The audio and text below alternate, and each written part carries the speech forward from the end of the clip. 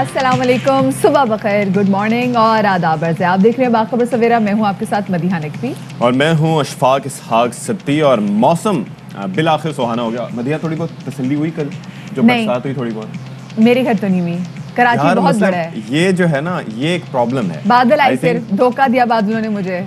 मदीहा के साथ हो रहा है मेरे ख्याल में। कराची में बादल जो आते हैं वो जानबूझ के मदीहा के साथ ऐसा करते हैं, क्योंकि जाहिर है कि ये लाहौर की बरसात का तस्करा करती हैं, सुहाने मौसम का तस्करा करती हैं और कहती हैं कि कराची में बारिश होना चाहिए। फिर इंफ्रास्ट्रक्चर की जब हम बात करते हैं तो फिर बादल सोचते हैं कि हम बरसें या ना बरसें, क्योंकि बरसेंगे तब भी हम पे तनकीद होगी कि हमारी डर होता है अगर हम इस बाजी के मोहल्ले में बरस पड़े तो उन्होंने इंफ्रास्ट्रक्चर के अगले दिन फिर शो में बात करने लग जाए। तो मुझे लगता है कोई सिंध हुकूमत से इनकी कोई है। अच्छा, लेकिन एक मसला एक और भी है। वैसे जो तरक्की याफ्ता ममालिक हैं, आपके इल्म में होगा कि अमेरिका को समुद्री तूफान का इस वक्त सामना है। तो उस हरिकेन की वजह से न्यूयॉर्क, न्यू जर्सी, पेंसिल्वेनिया और मैरीलैंड, ये 4 रियासतें बुरी तरह मुतासर हैं और 41 या 42 अफराद की वहाँ पर हलाकत भी हो चुकी है। अभी जस्ट इमेजिन कि हमारे मुल्क में ऐसे हरिकेन नहीं आते, ऐसे तूफान नहीं आते, समुद्री तूफान नहीं आते, तो हमारी ये सिचुएशन है। हमारी यहाँ की अपनी जो बारिश है, जो कि नॉर्मल बारिश है, अगर अच्छा इंफ्रास्ट्रक्चर हो, सीवेज का निज़ाम अच्छा हो, निकासी आपका निज़ाम बहुत अच्छा हो, तो बड़े अच्छे तरीके से तमाम तो चीज़ें मैनेज हो सकती हैं। 2-3 घंटे तक पानी खड़ा रहना इट्स नॉर्मल, क्योंकि पानी जब आता है तो उसके पास उसको ड्रेन होने में टाइम लगता है, जैसे लाहौर या इस्लामाबाद में हम देखते हैं। लेकिन कराची शहर में ये है कि थोड़ा सा ड्रेनेज पे तवज्जो दी जाए, शारे फैसल से हटकर भी इलाकों पर तवज्जो दी जाए, तो फिर पानी खड़ा ना हो, बिल्कुल, या फिर प्रॉपर ड्रेन किया जाए उसको। अच्छा, आज इशफाक एक और चीज़ बात करनी, सब चीज़ों से हटके, वो बात ये है कि हम आजकल अपने आसपास देख रहे हैं बहुत सारे लोकल, एक ऐसी खबर भी आई, हम साइम के एक स्टार थे, फिटनेस फ्रीक थे, सब कुछ थे, एंड ही डाइड एट 40। यहाँ पे आप देखें कि मतलब इंसान, हम लोगों को कहते हैं ना कि चाहे जवान अमवात हो रही तो हम कहते हैं कि नहीं, अपनी फिटनेस का ख्याल रखें, खुदा के लिए फिजिकल एक्टिविटी रखें, वॉक करें, एक्सरसाइज करें, ये करें, वो करें, ग़िज़ा अच्छी रखें। फिर हम फिटनेस फ्रीक्स वगैरह को ऐसे देख रहे होते हैं, जब वो भी ऐसे जा रहे थे तो इसका मतलब है कि भाई दिल के जो मामले हैं ना, स्पेसिफिकली इसमें आप टेंशन बहुत लेते हैं, तो वो जिंदगी में टेंशन लेना काम करते हैं। अच्छा, एक और चीज़ भी थी, यूज्ड टू लिव अलोन, ये एक बड़ा मसला होता है। स्ट्रेस फैक्टर्स होते हैं, प्लस ये है कि वहाँ पर एक मसला हमने ये भी देखा है कि ड्रग अब्यूज भी होता है किसी हद तक। Even the ones who are superstars they take some sort of drugs. अभी तो जाहिर है कि वो होगा, पोस्टमार्टम होगा, तो उसके बाद सिचुएशन, लेकिन हमने आसपास से बहुत देख रहे हैं केसेस बढ़ते चले जा रहे हैं कार्डियक अरेस्ट। तो प्लीज भाई टेंशन ना लें, कोई भी चीज़ जिंदगी से बढ़ के नहीं है। खुश रहें, खुश रखें। टॉप स्टोरीज की तरफ चलते हैं।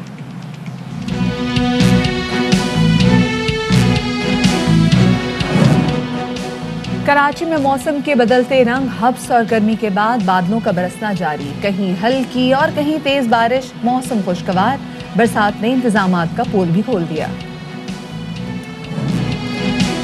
बिलावल इलेक्शन, पीडीएम लॉन्ग मार्च और हुकूमत मुज़ाकरात के लिए तैयार। वफाकी वज़ीर दाखिला शेख रशीद कहते हैं कि हुकूमत के दरवाजे खुले हैं, ऑपोजिशन को बात करना होगी।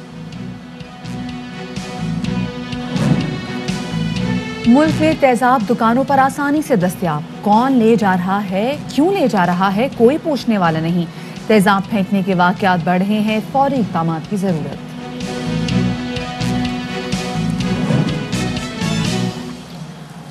जी, तो सबसे पहले हम बात भी कर लेते हैं मौसम के हवाले से, स्पेसिफिकली कराची के मौसम के हवाले से, जहां पर हमने देखा कि कल पहले तो बहुत हब्स थी, दिन में काफ़ी ज़्यादा गर्मी थी, उसके बाद कुछ इलाकों में हल्की बारिश हुई, कुछ इलाकों में तेज़ बारिश हुई, कुछ इलाकों में बिल्कुल बारिश नहीं हुई, कुछ इलाकों में बादल आए, बादल ने सलाम दुआ की और उसके बाद फ़ौरन निकल लिए बगैर बरसे। अच्छा, लेकिन जहां पर बारिश हुई और बहुत तेज बारिश हुई, वहां पे लोगों को काफी मुश्किलात का सामना रहा, क्योंकि आपको पता है जब बारिश बहुत ज्यादा आती है तो पानी बहुत ज्यादा आता है, पानी बहुत ज्यादा आता है, तो आपको पता है इशफाक मसले खड़े हो जाते हैं। और पानी बहुत ज्यादा आता है तो पर पानी जाता नहीं है आसानी, तो उसमें लोगों को परेशानी का सामना करना पड़ा। कुछ इलाकों के जहाँ से मेरा भी गुजर हुआ आज आते हुए, तो वहाँ पर भी ट्रैफिक काफ़ी उसकी रवानी मुतासर थी, क्योंकि पानी वहाँ पर सड़कों पर मौजूद था, और पानी सड़कों पर मौजूद हो तो ज़ाहिर है कि लोग एहतियात करते हैं गाड़ी चलाते हुए, वरना गाड़ियाँ बंद हो जाएं तो एक नई मुश्किल का सामना होता है। अब सूबे में, यानी कि बारिश हो गई उसके बाद अब सूबे में रेन एमरजेंसी नाफिज कर दी गई है, और कराची में आज भी बारिश हो सकती है, इस हवाले से प्रेडिक्शंस मौजूद हैं। अच्छा, मुझे बड़ी खुशी हुई कि महकमा मौसमियात की किसी हद तक तो प्रेडिक्शन ठीक साबित हुई बारिश के हवाले से। बिल्कुल जी, और उसके मुताबिक आज आखिरी दिन है, 3 दिन बारिश होनी थी, तो आज कराची में क्या सूरत हाल रहेगी ये जानेंगे। हमारे साथ मौजूद हैं हमारे नुमाइंदा हिना दीदार। हिना, یہ بتائیے گا آج کیا موسم دیکھنے, اور ساتھ میں جناب صرف کراچی کے موسم کی بات نہیں کریں گے, اسلام آباد سے بھی ہماری نمائندہ مہوش ہمیں جوائن کریں گی, کوئٹہ سے ہماری نمائندہ عطیہ ہمارے ساتھ ہوں گی, ان سے بھی پوچھیں گے کہ بھی کیا سچویشن ہے, اور کوشش کریں گے کہ لاہور کے حوالے سے بھی جان سکیں. اچھا آپ یہ بتائیے گا ہے نا, آج کراچی میں موسم کیسا رہنے کی پیش گوئی کی جا رہی ہے محکمہ موسمیات کی جانب سے؟ مدیحہ گزشتہ روز تو کافی بارشیں ہوئی, لیکن تیز بارش تو ہم نہیں کہیں گے, ہلکی بارش ہوئی, کہیں بوندا باندی ہوئی, اور ایسے تو بہت سے لوگ تھے جو انتظار کرتے رہ گئے, لیکن کالے بادل یوں ہی گزر گئے ان کے علاقوں. لیکن آج کے حوالے سے اگر بات کروں تو محکمہ موسمیات کا کہنا ہے کہ آج بھی بارشوں کے امکان ہے. ہلکی سی درمیانے درجے کی بارشیں ہوں گی, دوپہر سے ہی شروع ہو جائیں گی, شام کو بھی ہوگی, لیکن 3 دن کی یہ پیش گوئی کی گئی تھی, تو یہ آج تیسرا روز ہے. محکمہ موسمیات کا کہنا ہے کہ آج بھی بارش ہوں گی, موسم سہانا ہوگا, کالے بادل برسیں گے, لیکن ساتھ ساتھ محکمہ موسمیات کا کہنا ہے کہ یہ ابھی مزید پیش گوئی کی جائے گی کہ یہ جو حالیہ اسپیل ہے کیا یہ کل بھی ہوگا, کیا کل بھی بارش ہونے کے امکان ہے یا نہیں, یہ محکمہ موسمیات مزید آگے اپڈیٹ کرے گا. اس وقت موسم بہت سہانا ہے, لیکن ہوائیں نہیں چل رہی ہیں, کالے بادل تو آسمان پر مجھے نظر آ رہے ہیں, شدید گرمی بھی نہیں ہے, موسم بہت خوشگوار ہے, اور کراچی والے یقیناً اپنے گھروں سے باہر نکل کر دفاتر سے جانے سے پہلے یہی دیکھتے ہیں کہ کہیں بارش تو نہیں ہو رہی, کالے بادل آ گئے, اس حساب سے اپنی تیاری کرنی ہے. تو کراچی والے کافی خوش نظر آ رہے ہیں, کھلکھلاتے ہوئے نظر آ رہے ہیں کہ آج بھی بارش ہونے والی ہے, موسم سہانا ہونے والا ہے. کل بھی شہریوں نے کافی انجوائے کیا موسم کو, اور بوندا باندی ہونا بھی کافی خوش نظر آئے لوگ, کیونکہ تیز بارش ہوتی ہے تو ہماری کراچی کی صورتحال تو سب کے سامنے ہی ہوتی ہے کہ جگہ جگہ پانی بھر جاتا ہے. تو سب سے زیادہ اگر میں بات کروں تو سرجانی ٹاؤن میں 18 ملی میٹر بارش ریکارڈ کی گئی ہے, اور یہ ہم زیادہ نہیں بولیں گے, یہ ماڈریٹ میں ہی شمار ہوتا ہے, کیونکہ کل ماڈریٹ بارشیں ہی ہوئی ہیں. اور مزید علاقوں میں بھی کافی, ناز آباد میں, گلشن حدید میں, گلشن معمار میں, گلزار ہجری میں, صدر, گرو مندہ, بہت سے علاقوں میں ہلکی بارش ہوئی ہے. آج دیکھتے ہیں کہ آج موسم کیسا رہے گا. اور اسلام آباد میں یہ بتائے, پردیسیوں کا شہر ہے, تو وہاں پر موسم کی کیا صورتحال ہے مہوش؟ جی بالکل, میں آپ کو بتاتی چلوں کہ اسلام آباد کا موسم اس وقت نہایت ہی خوبصورت بھی ہے, خوشگوار بھی ہے. بارش کا کچھ بھی نہیں امکان مجھے نظر آ رہا. بتایا یہ جا رہا ہے کہ آج کے دن موسم جو ہے وہ تھوڑا سا گرم رہے گا, خشک بھی رہے گا. ابھی تک بارش کی کوئی صورتحال نظر نہیں آ رہی, لیکن پچھلے چند روز بارشوں کی وجہ سے اسلام آباد کا موسم بہت ہی تبدیل ہو گیا ہے. جو گرمی کی شدت تھی اس میں کافی کمی ہو گئی ہے, اور دوسری طرف اگر دیکھا جائے رات جو ہے یہاں پر کافی ٹھنڈی ہو گئی ہے, یعنی کہ سردیاں تھوڑی نزدیک نظر آ رہی ہیں, لیکن ابھی تک بارش کے حوالے سے کچھ بھی نہیں کہا جا رہا.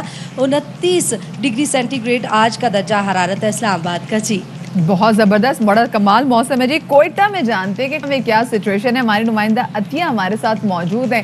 عطیہ یہ بتائیے گا, آپ نے سن لیا کہ اسلام آباد میں کیا سچویشن ہے, کراچی میں کیا سچویشن ہے, کوئٹہ والوں کے لیے موسم کتنا اچھا ہے یہ بتائیے. جی بالکل مدیحہ, کوئٹہ کا موسم جو ہے وہ اس طرح کا ہوتا ہے جیسے کوئٹہ, ایک مثال دی جاتی ہے کہ کوئٹہ کے موسم اور لاہور کے فیشن کا کچھ پتہ نہیں چلتا. سیم وہی سچویشن ہے کہ کوئٹہ میں جتنی شدید گرمی ہو, لیکن اگر دیگر اضلاع میں جیسے گزشتہ دنوں میں کل جو ہے وہ سبی اور ہرنائی میں بارشیں ہوئیں, اور ان بارشوں کے بعد جو ہوائیں چلی ہیں ان ہواؤں میں خنکی کا احساس بڑھ گیا ہے. اور کوئٹہ میں موسم گرما بہت کم ہی ٹھہرتا ہے, اور سردی کی آمد ذرا جلدی ہوتی ہے. تو کوئٹہ کے موسم نے بھی کروٹ لے لی ہے, صبح اور شام میں خنکی کا احساس بہت بڑھ گیا ہے. ابھی بھی جو دھوپ ہے اس میں وہ شدت نہیں رہی جو کہ دیگر اضلاع میں یا دیگر شہروں میں ہو سکتی ہے, لیکن کوئٹہ میں یہ ہے کہ ابھی سے ہم جو ہے وہ یہ کہہ سکتے ہیں کہ ماہ ستمبر کے ساتھ ہوتے ہی جو ہے کوئٹہ میں سردی کی آمد ہوتی ہے, اور لوگ سردی کی تیاری شروع ہیں. دیگر اضلاع میں جو بارشیں ہوئی ہیں ان بارشوں کے بعد جو نشیبی علاقے ہیں وہ زیر آب آ گئے ہیں. اور اگر صوبائی دارالحکومت کوئٹہ کی ہم بات کریں تو اس دفعہ بادلوں نے بہت بے وفائی کی ہمارے ساتھ, صرف ہمیں جھلک دکھلا کے جاتے رہے, وہی کراچی میں بات ہو گئی تھی. بالکل ایسے ہی ہے, بالکل برسے بالکل بھی نہیں, اور ہم جو ہے وہ بادلوں کو دیکھ کے ترستے رہے کہ شاید 2 بوند پانی ہی ہم پہ برس جائے, لیکن نہیں برسا. مگر کوئی بات نہیں, اب ہم منتظر ہیں موسم سرما کے. لیکن یہاں پر ڈیوائیڈ ہے, یہاں پر ہم پہ برسا, مدیحہ پر نہیں برسا, تو یہاں پر ڈیوائیڈ والی پالیسی ہے کیونکہ کراچی شہر ہی اتنا بڑا ہے. جی بالکل, لیکن کوئٹہ میں یہ ہے अतिया हमारे साथ मौजूद थी, इस्लामाबाद से हमारे साथ महविश मौजूद थी, और कराची में क्या सूरत हाल थी हिना दीदार हमारी नुमाइंदा में बता रही थी। वैसे आया मुझे मतलब कोयटा के लोग देख रहे थे जी बादल हैं, बादल आते चले जाते हैं। कराची में उमूमी तौर पे वैसे रवैया है, आप तो कभी सी व्यू पे देखे ना, बादल आते हैं वहाँ से गुजरते हुए चले जाते हैं, आपको लिफ्ट ही नहीं कराते। बिल्कुल ऐसे ही है, मतलब आप सोच रहे होते हैं, आप देखते हैं कि क्या हो क्या रहा है ये जनाब, किस तरीके से बादल मौजूद हैं, बारिश होगी और पता नहीं क्या हो जाएगा, लेकिन नहीं होता, कभी भी नहीं होता, और कराची के शहरी यूज्ड टू भी हो गए हैं। तो अब क्या बात करने जा रहे हैं हम अमेरिका की? हम बिल्कुल, हम क्योंकि शुरू में हमने तस्करा भी किया था, और तूफान है, हरिकेन आइडा का सामना है, और उसकी वजह से हम ये देख रहे हैं कि काफ़ी मुश्किलात हैं। सबवेज में हम बिल्कुल, उन्होंने मिसाल लिए दी है सबवेज की कि जैसे गीज़र जो है वो बर्स्ट कर रहे होते हैं, वैसे दरिया जो हैं दर्जनों की तादाद में उनमें से पानी उनके बैंक से बाहर आ रहा है। ये मनाजिर आप देख सकते हैं कि ये डिस्ट्रक्शन होती है, ये नेचर की डिस्ट्रक्शन है जिसका इस वक्त अमेरिका को सामने। बिल्कुल अशफाक, तकरीबन 25 से ज़्यादा अफराद हलाक हो गए हैं, कई अमरीकी रियासतें इस तूफान की जद में हैं। मूसलाधार बारिशों ने सबसे बड़े शहर न्यूयॉर्क में सबसे ज़्यादा तबाही मचाई है। शदीद बारिश की वजह से वहाँ पे सड़कें तालाब का मंजर पेश कर रही हो। जैसे भी आपने सबवेज के हवाले से बात की, तो जैसे हम न्यू जर्सी की बात करते हैं, हम न्यूयॉर्क की बात करते हैं, तो उनकी ट्रांसपोर्टेशन का सिस्टम बहुत कमाल है। स्पेसिफिकली अगर हम सबवेज की बात करें तो ये ड्राउंड है कंप्लीटली। आप देख सकते हैं यहाँ पे सिचुएशन क्या है, और ये कि एग्जैक्टली अगर यहाँ की सबवेज जो है इनका ये सूरत हाल है, तो आप देखें कि यहाँ का ट्रांसपोर्टेशन का सिस्टम जो है वो किस कदर यहाँ मुतासर हुआ होगा, और यहाँ पे लोगों को किस कदर मुश्किलात होंगी। और मदिया इसके साथ साथ जो ये देखें ना, लोगों के घरों में क्या सिचुएशन है। अभी एक घर की बेसमेंट में से भी 3 लाशें वहां से मिली थी, फिर पता चला इसी तरीके से कंफर्मेशन हो रही हैं, क्योंकि लोग तो आराम कर रहे होंगे और लोगों को निकलने का मौका भी नहीं मिला। जिस रफ्तार से, जिस तेजी से पानी आके घरों को भर रहा है, बेसमेंट्स को भर रहा है, इसी तरीके से जो लोग ट्रांसपोर्ट कर रहे हैं उनको मुतासिर कर रहे हैं। एक स्टेट ट्रूपर की भी वहाँ पर डेथ हुई है। बिल्कुल। और ओवरऑल देखिए हमारे यहाँ जो घर है ना, हम उसको देखते हैं बड़े कॉन्क्रीट के, मतलब यहाँ के ईंटों के बने हुए घर होते हैं। वहाँ पे हम अक्सर घरों के जो स्ट्रक्चर्स हैं वो थोड़े डिफरेंट देख रहे होते हैं। वहाँ पे बहुत ज़्यादा वुड का इस्तेमाल भी किया जाता है, तो इसको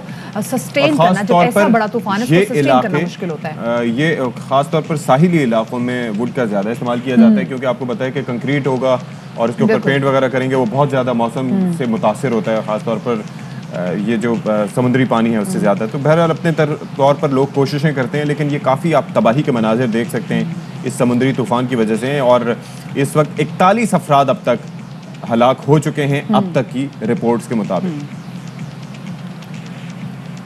और अब ज़रा मुल्क के सियासी मंजरनामे पे थोड़ी बहुत नज़र डाल लेते हैं। हमने देखा है कि बिलावल भुट्टो ज़रदारी और मुस्लिम लीग नून, जो कि एक टाइम पर पीडीएम में साथी थे, इत्तेहादी थे, वो भी एक दूसरे के खिलाफ हो गए।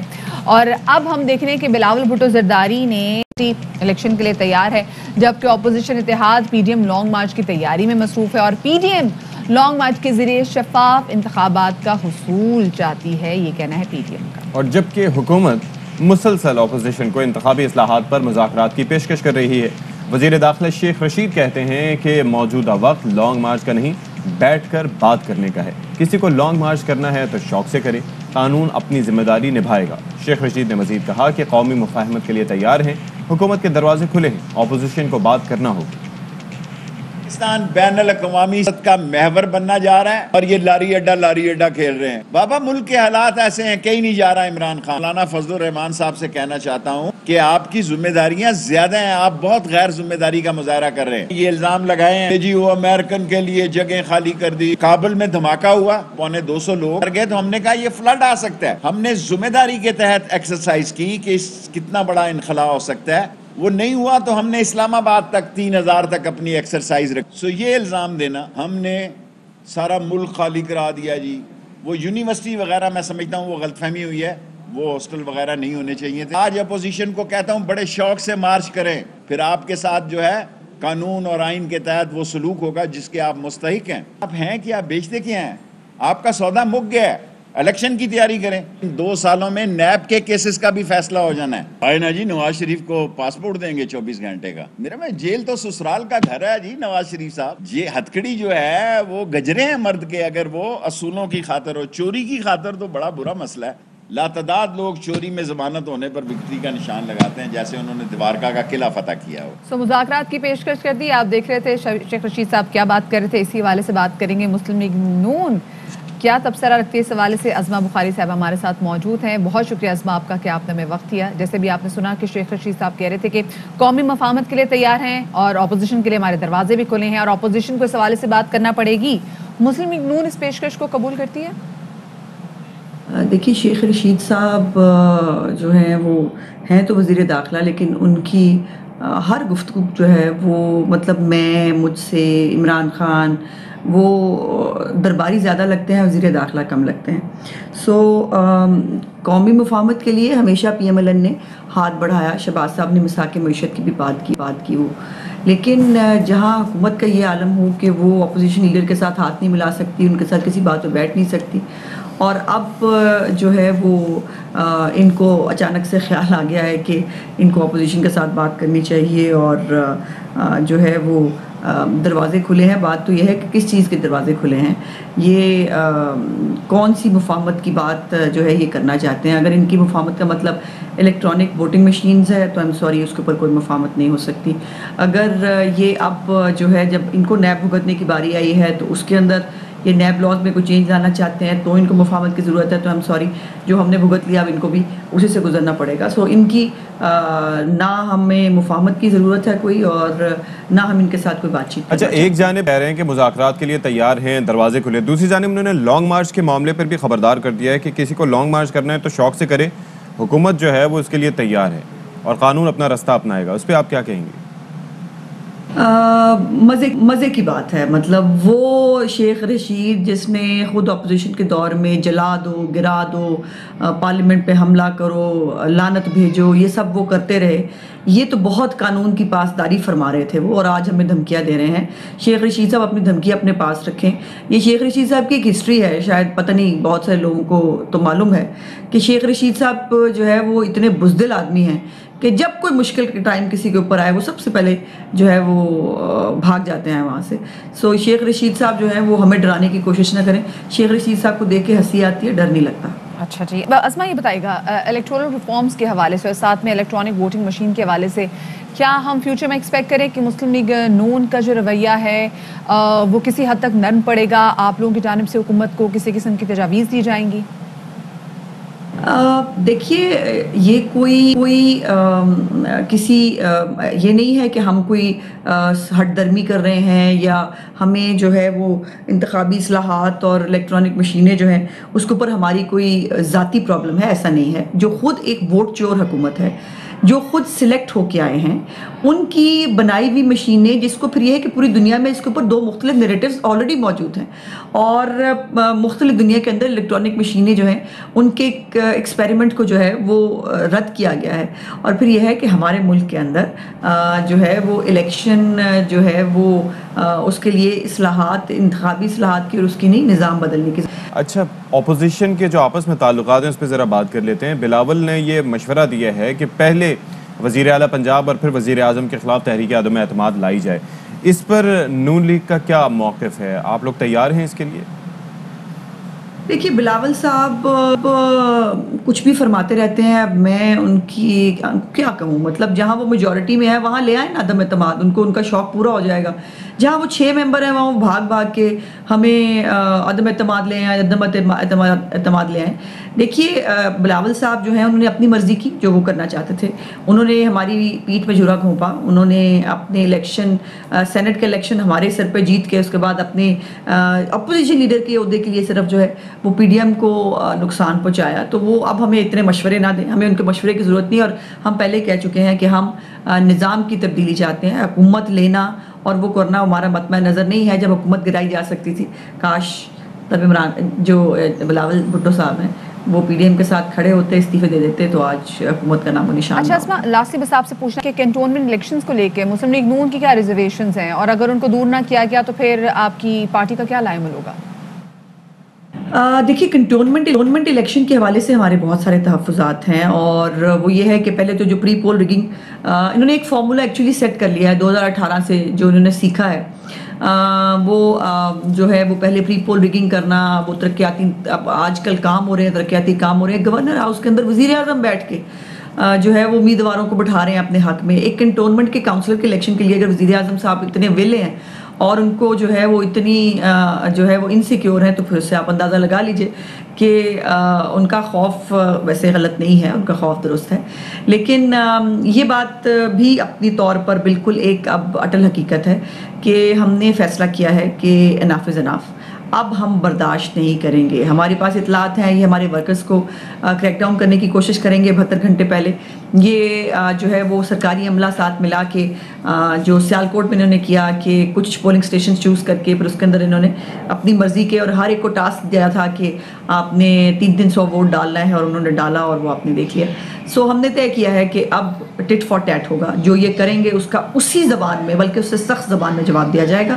ٹٹ فار پالیسی ہوگی مسلم لیگ نون کی. بہت شکریہ جی. عظمہ بخاری صاحبہ ہمارے ساتھ موجود. اور کئی محاذ کھول کے رکھے ہیں بھائی, مطلب اپوزیشن آپس میں متحد نہیں ہوگی. اور پہلا یہی ہم دیکھتے ہیں ایک طریقہ کار کہ پہلے یہ ہوتا ہے کہ ایک دوسرے کے بارے میں بیان بازی روکی جاتی ہے نچلی قیادت کی جانب سے, پھر اس کے بعد باقی جو قیادت بات کرتی ہے. لیکن لگتا ہے کہ ابھی ان کو قریب آنے میں کافی ٹائم لگے گا. بالکل بالکل, کافی مسئلے مسائل ہیں. اچھا جی, فیاض الحسن چوہان صاحب کا ذرا تذکرہ کر لیتے ہیں. ویسے تو ہم ان کو مختلف ٹی وی چینلز پر انٹرویو کے حوالے سے اور ان کی شعلہ بیانی کے حوالے سے جانتے ہیں. پریس کانفرنسز جو کرتے ہیں وہ بڑی دھواں دار ہوتی ہیں اور مخالفین کے دانت کھٹے کرنا جانتے ہیں, جواب دینا جانتے ہیں. لیکن ان کا اور بھی ایک فن ہے جو ہم نے دیکھا, وہ آپ بتائیں گے.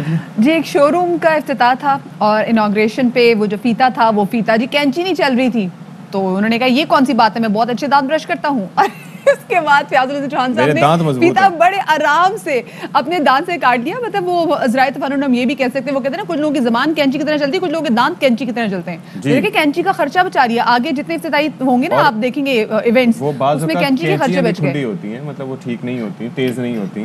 لیکن یہ آپ دیکھیں کہ کتنے ماشاءاللہ تیز دانت ہیں فیاض الحسن چوہان صاحب کی. امید ہے اس کے بعد نا تو بڑا اچھا کمبینیشن ہے زبان اور ان کو ٹوتھ پیسٹ کے ایڈ ملیں گے اب. ہاں بالکل, کہ اگر آپ چاہتے ہیں کہ آپ کے دانت بھی جیسے تیز ہو کہ آپ فیتا دانتوں سے کاٹ لیں تو آپ فلانا ٹوتھ پیسٹ استعمال کریں. تو چلیں جی بریک لے لیتے ہیں, بریک کے بعد آتے ہیں.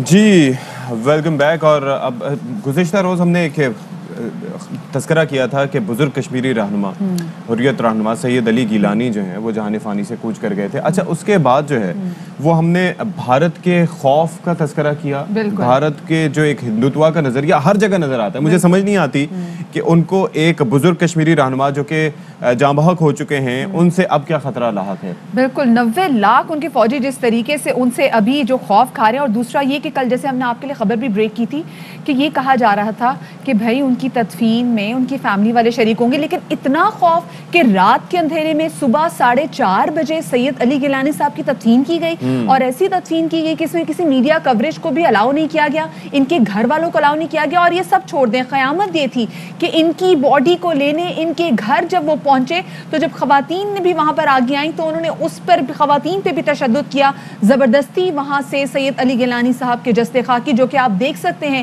کہ پاکستان کے پرچم میں لپٹا ہوا ہے, اس کو لے کے گئے. اور ان کی کیونکہ جو ول تھی وہ شہداء کے قبرستان میں دفن ہونا چاہتے تھے, تو ول کے اگینسٹ مطلب اتنا بھی آنر نہیں کیا گیا. بالکل, مزار شہداء قبرستان جو تھا وہاں پر وہ چاہتے تھے کہ تدفین ہو, لیکن سری نگر میں ہی ایک دوسرے حیدر پورہ کے علاقے میں ان کو تدفین کر دی گئی. اور رات کے کڑے پہرے میں تاریکی میں ان کو اس طریقے سے تدفین کر دی گئی. ظاہر ہے کہ اگر ویسے موقع دیا جاتا تو ہزاروں کی تعداد میں کشمیری وہاں پر آتے اور اس میں شرکت کرتے, کیونکہ ویسے تو ہم دیکھتے ہیں کہ کشمیری رہنما بہت سے ایکٹیو ہیں, میر وائز عمر فاروق ہیں, یاسین ملک صاحب ہیں, لیکن سید علی گیلانی صاحب جو کہ بزرگ رہنما تھے ان کا اپنا ایک بڑا کردار رہا ہے تحریک آزادی کشمیر میں. خیر جی, ایک اور اہم معاملے کے حوالے سے ہم نے بات کرنی ہے اور ابھی سید علی گیلانی صاحب کے حوالے سے بھی ہم آگے جا کے دوبارہ سے بات کریں گے. لیکن ابھی ایک ایشو جو ہماری سوسائٹی کو درپیش ہے وہ یہ کہ بڑے کھلے عام پاکستان میں ایسڈ فروخت ہو رہا ہے. چھوٹی چھوٹی دکانوں میں کوئی بھی لینے جا سکتا ہے, اس کو خرید سکتا ہے, کم پیسوں میں اویلیبل ہے. جاتے ہیں, یہ بھی پوچھا نہیں جاتا کہ بھائی آپ کیوں ایسڈ خرید رہے ہیں, اور اگر آپ کو ضرورت بھی ہے تو کیا آپ کے پاس ایسا کوئی پرچہ ہے جو بتا سکتا ہے آپ کو کیا ضرورت ہے. نہیں جی, نہ پوچھا جاتا ہے, بڑے نام سے اس کو بیچ دیا جاتا ہے. اس کے بعد ہم کیا دیکھتے ہیں کہ ایسڈ جو ایسڈ پھینکنے کے جو واقعات ہیں ان میں اشفاق دن بدن اضافہ ہوتا چلا جا رہا ہے. ابھی ہم نے پہلے بھی دیکھا, انفیکٹ 2 دن پہلے کی بھی ہمارے پاس اسٹوری ہے کہ ایک میاں نے اپنی بیوی کو جو منا رہا تھا, جب وہ بیوی اس سے نہیں مانی تو اس نے اپنی بیوی کے منہ پہ اور باڈی پہ جو وہ ایسڈ پھینک دیا. اور وہ خاتون کو بڑی بری اور بڑی تشویشناک حالت میں اسپتال میں اچھا یہ بڑا آسان ہے کہ کسی کو آپ تھریٹن کر دو, کسی کو آپ اس طریقے سے کر دو. اچھا یہ بہت سی چیزیں, مطلب ظاہر ہے کہ اس کے لیے ہمیں سوچ کو تبدیل کرنا بہت ضروری ہے ہمارے لیے. آپ کے علم میں ہے کہ یہ تو چلیں ایک ایسی چیز ہو گئی, میڈیکل سٹورز پہ جب آپ جاتے ہیں اور نیند کی گولیاں لینے کے حوالے سے تو لوگ جعلی پرسکرپشنز بھی دکھا دیتے ہیں اور چیزیں کنٹرول ہو جاتی ہیں. لیکن یہاں پر جب اس کی ہم بات کرتے ہیں تیزاب کے حوالے سے, تو نکڑ کی چھوٹی چھوٹی دکانیں جو موجود ہیں, آپ مجھے یہ بتائیں کہ جب آپ کووڈ-19 کے دنوں میں آپ کو لکھا ہوتا ہے ہر جگہ پہ کہ ماسک لگائے بغیر اندر نہیں جا سکتے, کتنی دکانوں میں آپ ماسک کے بغیر نہیں جا سکتے؟ ہر دکان میں آپ کو جانے کی اجازت مل جاتی ہے, کوئی نہیں پوچھتا. یہاں پر قوانین ہوں بھی تو امپلیمنٹیشن نہیں ہوتی. اور یہ جو تیزاب کا معاملہ ہے, آئی ونڈر کہ ایک تیزاب کی بوتل جو 40-45 روپے میں مل جاتی ہے, اس کو کوئی کیسے روک سکتا ہے؟ اور وہ بھی ہمارے ملک میں کہ جہاں پر بڑی بڑی چیزوں پر کوئی کسی حوالے سے کوئی پوچھ گچھ نہیں ہوتی, کوئی روک تھام نہیں ہوتی. بالکل اشفاق, اور اسی حوالے سے بات کریں گے. ہمارے ساتھ موجود ہیں خدیجہ صدیقی, ان سے جانیں گے کہ قانونی پہلو اس حوالے میں کیا کچھ انوالو ہو سکتے ہیں. خدیجہ بہت شکریہ آپ کا, آپ نے باخبر سویرا میں وقت دیا. خدیجہ, ہم ملک میں دیکھ رہے ہیں کہ ایسڈ پھینکنے کے واقعات ایک بار پھر سے بڑھتے چلے جا رہے ہیں, اور سما ان پہ کاؤنٹر کنٹرول ہم اس لیے بھی نہیں کر سکتے کیونکہ ایسڈ بڑی آسانی سے مارکیٹ میں اویلیبل ہے. کیا کوئی لا نہیں ہے؟ کیونکہ ہم پہلے بھی سے بات کر چکے ہیں, لوگ بڑے آرام سے جاتے ہیں دکانوں سے ایسڈ خریدتے ہیں اور پھر جہاں پھینکنا ہوتا ہے پھینک دیتے ہیں, جس طریقے سے استعمال کرنا ہو کر دیتے ہیں.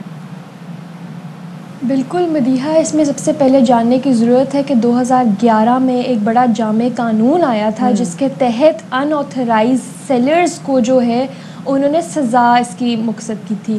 تو اس میں ہوتا یہ ہے کہ اس کی کوئی امپلیمنٹیشن نہیں ہے ابھی تک. جو ہے یہ چھوٹے سے چھوٹے کھوکے سے لے کے بڑے سے بڑے سپر مارٹ میں 80 روپیز کی ایک بوٹل ہے, لال رنگ کا لکوڈ ہوتا ہے جس کو باتھ روم کلینر کے طور پہ استعمال کیا جاتا ہے اور اسی پرپز کے لیے خرید اس کی جاتی ہے. تو قانون یہ کہتے ہیں جب ایسا کوئی خطرناک کروسیو سبسٹنس جو ہے وہ خریدا جائے گا تو اس کا پرپز کہ وہ کس لیے خریدا جا رہا ہے اور جو خرید رہا ہے اس کی آئی ڈی کارڈ کی ڈیٹیلز, کہ اگر وہ کبھی اس پرپز کے لیے استعمال ہوتا ہے کسی کے اوپر پھینکنے کے لیے تو وہ اس کو ٹریس کیا جا سکے اور قانون انٹو ایکشن آئے. لیکن آج تک یہ قانون جو ہے وہ امپلیمنٹ نہیں ہو رہا, اور اس 80 روپیز کی لکوڈ کی وجہ سے پوری آپ کی سکن ایسے جھلس جاتی ہے جو آپ کو فار لائف سکار کر دیتی ہے اور ٹرامیٹائز کر دیتی ہے. کیونکہ یہ شاید میرے خیال میں مرڈر سے بھی خطرناک ایک جرم ہے, کیونکہ آپ کی سیلف اسٹیم ختم ہو جاتی ہے, آپ اپنے آپ کو شیشے میں دیکھنے کے ناقابل ہو جاتے ہو. مطلب میں آپ کو ایک بڑی جو ہے وہ ایک طرح سے ریسنٹ ایگزامپل دیتی ہوں. 2015 میں ایک کیس آیا تھا راہیلہ رحیم کا. اس لڑکی کو چاند رات پہ ایسڈ کے اندر جھلس دیا گیا تھا, 90% اس کے برنز تھے. کیس بہت اٹھا میڈیا پہ, PPP کے کچھ کارکنوں نے آ کے اس کو وعدے کیے, کسی نے آ کے کہا ہم آپ کو گھر دیں گے. اس لڑکی کو کراچی میں اٹیک کیا گیا تھا. کراچی میں اس کو جب اس نے اپنا کیس چلایا تو اس کو اتنا تھریٹن کیا گیا کیونکہ جو ملزم تھے وہ کوئی پولیس کے اہلکار تھے, تو اس کو کراچی چھوڑ کے اسلام آباد شفٹ ہونا پڑا. میری کل اس سے بات ہو رہی تھی, اس نے مجھے کہا کہ ختیجہ 6 سال گزر گئے, میں آج تک در بدر کی ٹھوکریں کھا رہی ہوں, انصاف نہیں ملا. تو جب اس ملک میں خواتین انصاف کے لیے کھڑی ہوتی ہیں تو وہ در بدر کی ٹھوکریں کھاتی ہیں. میں نے اس کو حوصلہ افزائی کی, کہتی ہے میرے پاس رینٹ دینے کے پیسے نہیں ہیں اسلام آباد میں, لیکن میں کیس پہ بھی لڑ رہی ہوں. کمزور بھلے مرد ہو یا خاتون ہو, سب کو اسی طرح کی سچویشن سے گزرنا پڑتا ہے. ظاہر ہے کہ خواتین کے خلاف جرائم زیادہ ہوتے ہیں اس لیے ان کو زیادہ سامنا کرنا پڑتا ہے, بٹ مائٹ از رائٹ کا فارمولا ہے. اٹس کوائٹ آڈ ویسے. لیکن یہ مجھے بتائیے کہ خدیجہ کہ ایک یہ جو مائنڈ سیٹ ہے سوسائٹی کا, اب ظاہر ہے کہ آپ بھی قانون دان ہیں, آپ اس معاشرے میں رہتی ہیں اور آپ کو بھی بڑی سفاکیت کا سامنا بھی کرنا پڑا ہے, تو آپ جانتی ہیں کہ گلی محلوں کھوکھوں تک جا کے اس قانون کا امپلیمنٹ ہونا بہت مشکل ہے. اگر قانون نافذ بھی کر دیا جائے تو پھر اس کے اندر بھی کئی فیکٹرز آ جاتے ہیں کیونکہ یہ کیمیکلز بڑے آسانی سے اویلیبل ہیں. تو اس کے لیے یہ جو سوسائٹی کی سوچ تبدیل کرنے کے لیے کیا کیا جا سکتا ہے؟ How can we stop it? کیونکہ آج یہ معاملہ ہے, آپ اپنے کیس میں دیکھ لیں, آپ کو اسٹیب وونڈز کا سامنا کرنا پڑا, چھری آپ کے اوپر استعمال ہوئی. اب سپر مارکیٹس میں چھریاں بھی بڑی آسانی سے اویلیبل ہوتی ہیں, پیٹرول چھڑک کے آگ لگا دیتے ہیں, مٹی کا تیل ڈال دیتے ہیں, وہ بھی بڑی آسانی سے اویلیبل ہے. تو سب چیز پہ پابندی لگانے سے کیا صورتحال کنٹرول ہو جائے گی؟ بالکل ایسے ہی ہے کنٹرول. اگر ہم ایسڈ کو کر دیتے ہیں تو شاید چھری کا استعمال ہو جائے, چھری گن کا استعمال ہو جاتا ہے, تو یہ اسلحہ جس نے جرم کرنا ہو اس کے لیے بڑا آسان ہے کسی بھی قسم کا جرم کرنا. He'll find a way. لیکن اس میں ایگزیکٹلی لیکن اس میں یہاں پر سوال اٹھتا ہے جو یہ سزائیں ہیں ان کی امپلیمنٹیشن کا.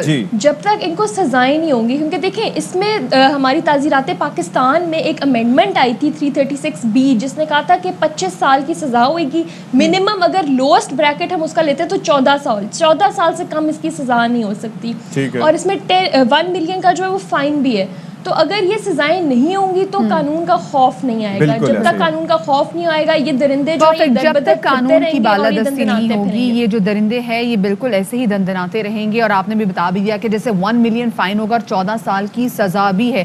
لیکن آپ کو لگتا ہے کہ از اٹ انف, کیونکہ ہمارے یہاں مسئلہ یہی ہے کہ ہر چیز کا قانون موجود ہے, امپلیمنٹیشن نہیں ہے. ریپ کیسز آپ کے سامنے ہیں, ڈومیسٹک وائلنس کے کیسز آپ کے سامنے ہیں, یہ ایسڈ کے جو کیسز ہیں, ایسڈ روڈ کے یہ کیسز آپ کے سامنے ہیں. تو ڈو یو سی آپ آگے کچھ اچھا فورس ہی کرتی ہو, کیونکہ آپ تو لا بھی پڑھی ہو, آپ دیکھ رہے ہو کہ جی ہاں آگے جا کے کوئی اچھی امپلیمنٹیشن ہوگی تو یہ صورتحال ہماری کنٹرول میں ہوگی.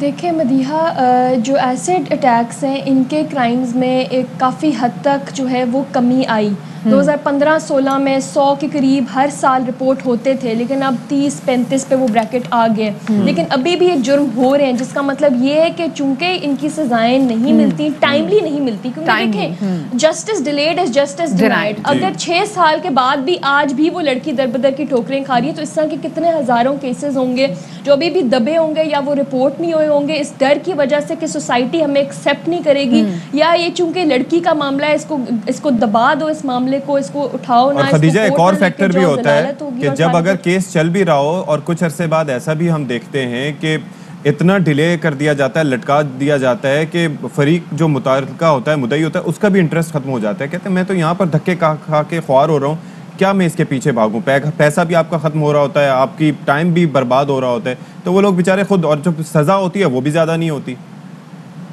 تو یہ بھی تو مسئلے مسائل ہیں. بالکل, جتنا لمبا اس کو ایکسٹینڈ کیا جاتا ہے, جتنے ڈیلیز نظر آتے ہیں, جتنی ہڑتالوں کی وجہ سے کیس ڈیلے ہو جاتا ہے, کبھی کسی بہانے سے کبھی کسی بہانے سے, تو جتنا زیادہ لمبا کیس چلتا ہے اتنا ہی فائنینشلی ڈرین ہوتا رہتا ہے کمپلیننٹ جس کے ساتھ ظلم ہوا ہوتا ہے, اور وہ در در کی ٹھوکریں کھا کھا کے وہ کہتا ہے کہ میں اس کو چھوڑ ہی دیتا ہوں کیونکہ کیا مجھے مل رہا ہے, کچھ بھی نہیں مل رہا, آؤٹ کم نظر ہی نہیں آ رہا. لیکن یہ کہ ایک لمبا پروسیجر ہے, ایک لمبا پروسیس ہے. یہ میں جتنی بھی وکٹمز ہیں, سروائیورز ہیں, ان کے لیے جو ہے حوصلہ افزائی کا ایک پیغام کہ آپ نے ڈٹے رہنا ہے اور لڑتے رہنا ہے, کیونکہ انصاف جو ہے جب تک ملے گا نہیں, جب تک سزائیں نہیں ہوئیں گی, تب تک جو ہے یہ پریسیڈنٹ کیسز نہیں بنیں گے اور ایگزامپل سیٹ نہیں ہوئیں گے. آلسو یہاں پہ صرف اور صرف وکٹم کی ذمہ داری نہیں ہے کہ وہ اپنے لیے آواز اٹھائے, یہاں پر اسٹیٹ کو بھی چاہیے کہ اسٹیٹ بھی اٹھے اور ایسے وکٹمز کی آواز بنے اور انشور کرے کہ ان کو انصاف مل رہا ہے. بہت شکریہ جی, خدیجہ صدیقی ہمارے ساتھ موجود تھی. اور ہم نے اکثر میں I have actually worked with the ladies جو کہ ایسڈ برن کی جو وکٹمز رہی ہیں, ان کی زندگی نا پوری ختم ہو چکی ہوتی ہے. آپ سوچے, جیسے خدیجہ نے بڑی اچھی بات کی کہ آپ کے اندر اتنا حوصلہ ہی نہیں ہوتا کہ آپ اپنا جو چہرہ ہے وہ آئینے میں دیکھ سکیں. ان خواتین کے اندر ہمت کیسے ہوگی کہ یہ گھر سے باہر نکلیں گی, گھر والے خود کاٹ دیتے ہیں ان کو. Cosmetic and plastic surgeries and وہ چیز نہیں ہو پاتی, وہ چیز نہیں ہو پاتی. اچھا, اور اس کے اندر معاملہ سارا یہی ہے. دیکھیں خدیجہ جس طرح سے میں نے تذکرہ کیا کہ ان کا سامنا ان کو کرنا پڑا اسٹیب وونڈز کا, چھری کے وار کر کے. ان کو جو وار کرنے والا تھا وہ کتنے عرصے میں چھوٹ گیا, جسٹ امیجن 3.5 سال کے بعد. 3.5 سال کے بعد. اسی طریقے سے جب تک پراپر سزائیں نہیں ہوں گی, چیزوں کو چھپا دینے سے they'll find another way. Hyderabad کا واقعہ تھا, اس کے اندر کس طریقے سے اور عورت کو مارا گیا. تو اس طرح کے واقعات پہ جب تک مکمل طور پر سزائیں کیفر کردار تک پہنچانے کا جو ورڈ ہے اس پر عملی طور پر میرے خیال سے جو مقررہ سازی کرنے والے لوگ ہوتے ہیں نا, جب تک اس کو پرسنل نہ لینا, اس پہ کام نہیں ہو سکتا. ایک چھوٹی سی بریک کی طرف ہم جا رہے ہیں, ہمارے ساتھ رہے گا.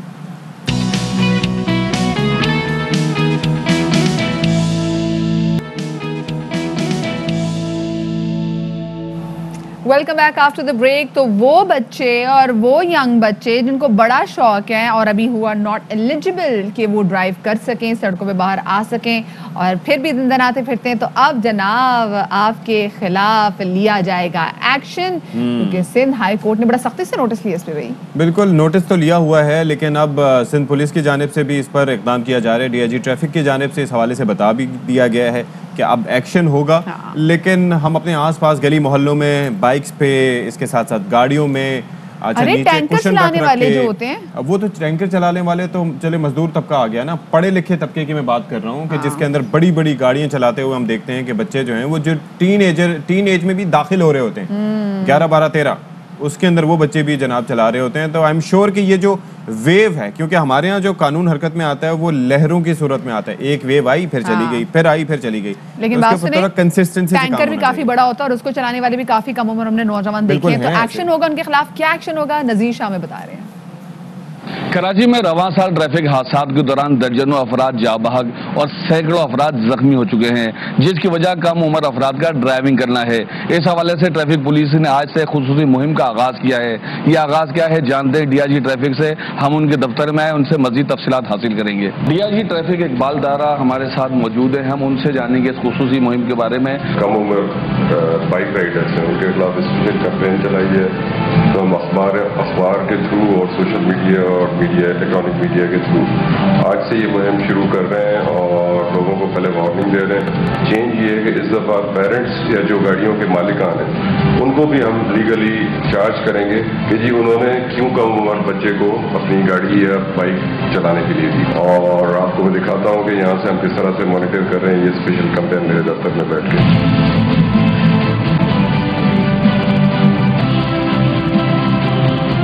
पॉइंट्स मैंने देखे थे जो आपके लेटर में लिखे हुए, तो क्या क्या पॉइंट्स है बताइएगा। ये है कि जो बाइक या गाड़ी है वो फौरन डिटेन हम कर देंगे और डिटेंशन एटलीस्ट 24 घंटे की होगी। उसके बाद जो गाड़ी का मालिक है वो आएगा, एफिडेविट देगा और फिर उसमें उसके क्रेडेंशियल्स चेक करेंगे हम। अगर उसके पास ड्राइविंग लाइसेंस है, उसके नाम अपने गाड़ी है तो रिलीज होगी, वरना वो रिलीज नहीं होगी। जब यहाँ से बैठ के पूरे शहर की मॉनिटरिंग भी होगी। रवां साल के सरकारी आदाद-ओ-शुमार क्या कहते हैं, कितनी जाने जा चुकी हैं, कितने जख्मी हो चुके हैं? इस साल अनफॉर्चुनेटली फैटल एक्सीडेंट बहुत ज़्यादा हुए हैं, इसको भी कम करने में डेफिनेटली से मदद मिलेगी, क्योंकि जब फैटल एक्सीडेंट का हमने एनालिसिस किया है तो उसमें यही साबित हुआ है कि ये जो बच्चे बाइक्स चला रहे हैं ज़्यादातर उस शिकार वही होते हैं। आदाद-ओ-शुमार के मुताबिक रवां साल अब तक 135, जबकि ईदी ज़राए के मुताबिक अब तक 600 से ज़ायद अफराद ट्रैफिक हादसात में जाँ बहक हो चुके हैं। ट्रैफिक पुलिस की जानिब से जारी खुसूसी मुहिम का दायराकार वसी किया जाएगा ताकि शहरियों की जान और माल मुस्तकबिल में महफूज रह सकें। कैमरामैन काशिफ निज़ामी के साथ नज़ीर शाह, ARY न्यूज़ कराची। बिल्कुल जी, बड़ा अच्छा ये इनिशिएटिव है सिंध पुलिस की जानिब से और ट्रैफिक पुलिस की जानिब से। आई एम श्योर कि इसके ऊपर मुसलसल अमल दरामद किया जाएगा। ये नहीं कि एक दिन एक वेव आई और उसके बाद सब ख़त्म। अच्छा, पहले ये होता था कि जब लोग तालीम हासिल करते थे, आला तालीम हासिल करते थे, तो वो ये सोचा करते थे कि हमें नौकरी कौन सी मिलेगी। लेकिन अब हमने ये देखा है कि ये सोच थोड़ी सी चेंज हो रही है और लोग करने जा रहे हैं अपना बिजनेस और अपना कारोबार छोटे पैमाने से शुरू करते हैं, छोटी चीज़ों से शुरू करते हैं, फिर उसको बढ़ाने की कोशिश करते हैं, क्योंकि उसके अंदर भी तालीम की, अक्ल की, इन सब चीज़ों की ज़रूरत होती है। लेकिन कई बार ऐसा होता है कि उन लोगों को खामखा में मुश्किलात का सामना भी करना पड़ता है। बिल्कुल जी, हम आज स्पेसिफिकली बात भी कर रहे हैं। नमल यूनिवर्सिटी से MBA किया है, नाम इनका है राहिला परवेज़। इन्होंने इस्लामाबाद में अपना एक छोटा सा स्टॉल लगाया और अब उनको मसला ये है कि इंतज़ामिया की वजह से इनको मुसलसल तंग किया जा रहा है। और राहिला ये कहती हैं कि उन्होंने अपने स्टॉल को दुकान के अंदर शिफ्ट कर लिया है। इसके बावजूद हमने देखा है कि जो दुकानदार हैं वो उनको डरा धमका भी रहे हैं। तो आज हमारे पास मौजूद है राहिला परवेज़, जो शिकायत हमारे पास लेकर आई हैं। राहिला, बहुत शुक्रिया आपके वक्त का। राहिला, ये बताइएगा कि ये क्या मसला हुआ है आपके साथ, कब से आपका ये स्टॉल था और क्या मुश्किलात दरपेश आ रही हैं, क्यों आपको यहाँ की इंतज़ामिया तंग करी है? अस्सलाम वालेकुम। जैसे कि आपने बता दिया कि मैंने ये अपने लास्ट सेमेस्टर में स्टार्ट किया था MBA के। हम 4 लोगों की टीम थी जो कि अभी भी हैं। हम 4 लोगों ने मिलके इसको स्टार्ट किया था डाइस राइस के नाम से, जो कि एक यूनिक आइडिया लेकर आए थे। जैसे कि PM साहब कहते हैं कि आप लोग स्मॉल बिजनेसेस करें, जॉब्स की तरफ ना जाएं, तो इस तरह फिर हमने स्टार्ट लिया। 1 साल तक मैंने इसको F10 में रन किया और उसके बाद जो है ना F7 शिफ्ट हुई। वहाँ पर मुझे F10 में ऐसा कोई प्रॉब्लम्स जो है ना फेस नहीं करनी पड़ी। लेकिन जब हम F7 शिफ्ट हुए, वहाँ पे जो है शॉप के बाहर स्टॉल था जो कि इलीगल है, वहाँ पे CDA DMA का ऑपरेशन हुआ तो उसमें वो उठा कर ले गए। तो लीगल जो है ना एफिडेविट वगैरह उसके जो भी लीगल प्रोसीजर था, उसके बाद मैं वापस लेकर आई और दोबारा शॉप के अंदर जो है ना वो स्टार्ट किया, क्योंकि ان کی طرف سے اجازت نہیں تھی بائر لگانے کی. تو شاپ جو آنر تھا اس سے بات کر کے, جس نے وہاں پہ ہمیں جگہ دی ہوئی تھی, تو شاپ کے اندر ہی سٹارٹ لیا, جہاں پر جو ہے شاپ کے اندر ہونے کے باوجود جو ہے نا ڈی ایم اے کے کچھ آفیسرز آئے اور انہوں نے کہا کہ ہم نے آپ کو وارن کیا تھا, آپ نے پھر لگا لیا ہے. تو یہ مسئلہ مجھے جب ہوا تو اس کی ویڈیو بھی جو ہے کہ جب وہ اٹھا رہے تھے وہ ویڈیو بنائی میرے کولیگ نے, اور جس کی وجہ سے جو ہے نا یہ مطلب ویڈیو جب پوسٹ ہوئی اور کافی وہ ہوئی وائرل ہو گئی تھی, جس پہ جو ہے نا ڈائریکٹر ڈی ایم اے علی اصغر صاحب ہیں, ان کی ٹیم جس میں فیلڈ آفیسر بشیر کھوکر صاحب اور ڈی سی صاحب جو ہے نا, ان لوگوں نے اسٹرکٹ ایکشن لیا. ویڈیو کے پوسٹ ہونے کے اگلے ہی دن جو ہے نا مجھے مطلب وہ آفیسرز جو تنگ کر رہے تھے ان کے خلاف ایکشن ان لوگوں نے لے لیا تھا, جو کہ ایک بہت اچھا انیشیٹو تھا میرے سامنے, کیونکہ مجھے نہیں لگ رہا تھا کہ ایسا کوئی انصاف ملنے والا ہے. اور جس میں ڈی ایم اے کا بہت بڑا ہاتھ ہے, جو آپ کی پرابلم تھی وہ سب سولو ہو گئی ہے, یعنی کہ جو تنگ کر رہے تھے اب نہیں ہوگا. ہاں جی, میرا جو ڈی ایم اے سے تھا جی وہ والی پرابلم میری ساری سولو ہو گئی. انہوں نے ان کو سسپینڈ کر دیا جو آفیسرز اس میں انوالو تھے, اور ان کے خلاف قانونی کارروائی بھی اسٹارٹ ہوگی, یہی بتایا گیا. صحیح, ٹھیک ہے, بہت شکریہ جی. راحیلہ پرویز ہمارے ساتھ موجود تھی. راحیلہ آ رہی تھی, کیسے ان کو انتظامیہ تنگ کری تھی, لیکن ڈی ایم اے نے کیسے ان کے ساتھ کوآپریٹ کیا.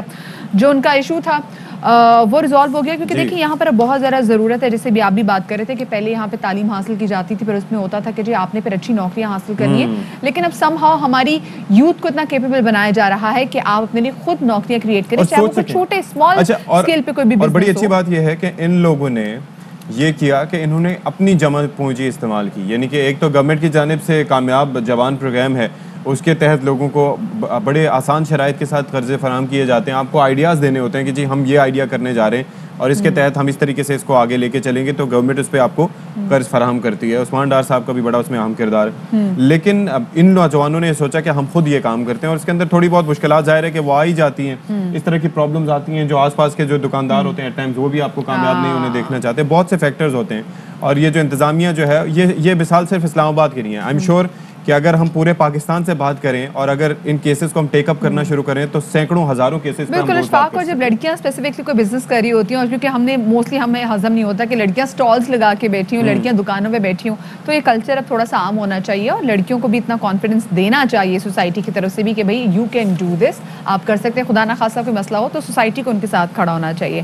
اب ذرا آگے بڑھتے ہیں, اور آپ کو پتا ہے کہ آج کل تو اشفاق ویلاگنگ کا بڑا زمانہ ہے, ولاگس بہت زیادہ بنتے ہیں, اور اس کے لیے بڑی جدید ٹیکنالوجی کے کیمراز یوز کیے جاتے ہیں.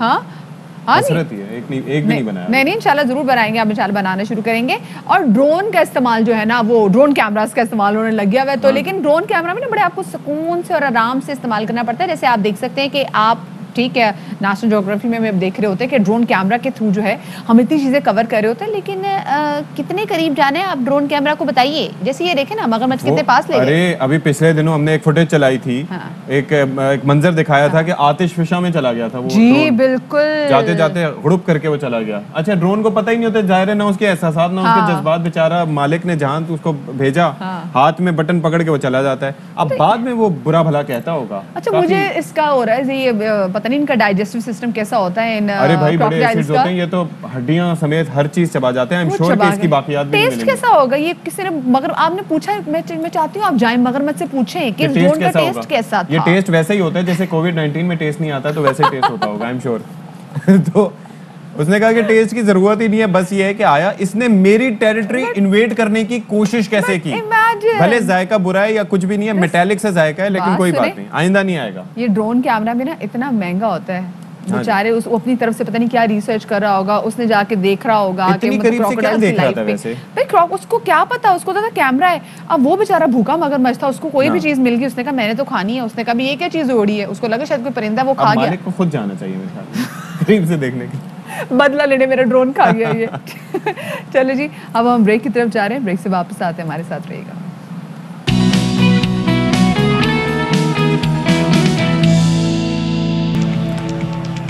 جی ویلکم بیک ٹو باخبر سویرا. اور جناب 10 بج چکے ہیں اور ایک بار پھر سے ہم آپ کے سامنے موجود ہیں.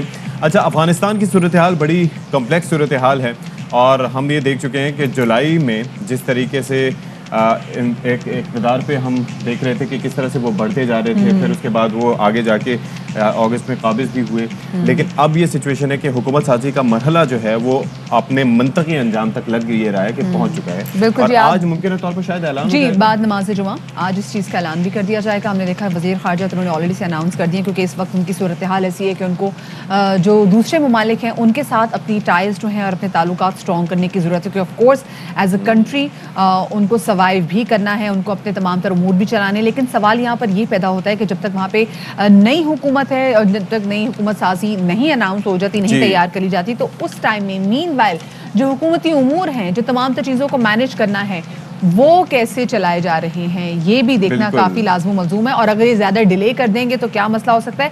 साथ में कोविड की सिचुएशन के वाले से भी हम बात करेंगे, क्योंकि केसेस बढ़ते चले जा रहे हैं, हम अपने आसपास के लोगों को भी देख रहे हैं। और अब अशफाक लिटरली ये बातें चले, वैक्सीन तो हम वैक्सीन में लोगों को कन्विंस कर रहे हैं, एक और बड़ी चीज़ जिससे हम लोगों को कन्विंस करते हैं वो ये कि मास्क पहनो। हाँ जी। हमारे आसपास इतने लोग हैं, हमें होता है जब ये पढ़े लिखे लोग मास्क नहीं पहन रहे तो हम बाहर निकल के सड़कों पे लोगों को मास्क कैसे पहनाएं। सुबह मैं जब भी आ रही होती हूँ ऑफिस, तो रास्ते में बहुत सारे ऐसे, जैसे गार्डन का एरिया आ गया, देन एक और एरियाज में आ गया, भाई मजालो किसी ने मास्क पहना एवरीवेयर। अच्छा, लोग हमसे सवाल करते हैं कि आप लोग यहाँ पर बैठ के हमसे बात कर रहे होते हैं तो आप लोगों ने मास्क नहीं पहने होते। ओ भाई, हम लोग आके मास्क यहाँ पर आके उतारते हैं, ये रखा होता है मास्क, जैसे यहाँ से उठते हैं तो फौरन उसके बाद हम मास्क पहन लेते हैं, हाथ सैनिटाइज करते हैं। अगर हम मास्क पहन के बात करेंगे तो अक्सर आपको हमारे तासुरात समझ नहीं आएंगे, हमारे एक्सप्रेशंस नहीं देख फिर आप ये भी कहेंगे कि हमें क्या पता मदीहा नकवी बैठी है, हम स्प्रे भी करते हैं। किसी दिन आपको पहले की भी फुटेज दिखाएंगे जब आप आके यहाँ पर स्प्रे कर रहे होते हैं, खुद को बचा रहे हैं। अच्छा, और दूसरा अशफाक, मैं कल एक फुटेज देख रही थी जो कि आज से 3-4 साल पुरानी है, उसमें मैंने देखा कि काफ़ी ज़्यादा एक हजूम था और काफ़ी ज़्यादा लोग मौजूद थे, एंड आई वाज वंडरिंग, और मुझे अजीब लग रहा था कि इन लोगों ने मास्क नहीं पहने हुए, क्योंकि अब आदत नहीं रही ना लोगों को मास्क के बगैर, हाँ मास्क के बगैर लोगों को देखने की। तो हम इतने जब हजूम में लोगों को देख रहे होते हैं जिन्होंने मास्क नहीं पहना हुआ and with the bare faces, ये भी टाइम आना था, ये बात करेंगे, with the bare faces they are walking in, तो हम कह रहे हैं ओहो ये कुछ मसला लग रहा है, हाँ ये दिस इज नॉट नॉर्मल। अब हमारे लिए मास्क नॉर्मल हो गया है। बात करेंगे इस हवाले से, लेकिन पहले टॉप स्टोरीज।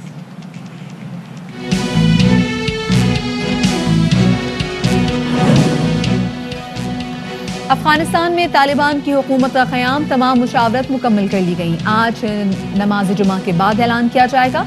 काबुल के सदारती महल में तकरीब के इंतजामात भी मुकम्मल कर लिए गए।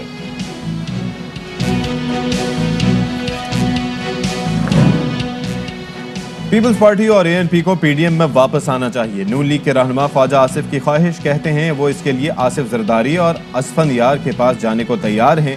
इस्तीफों का वक्त गुजर गया।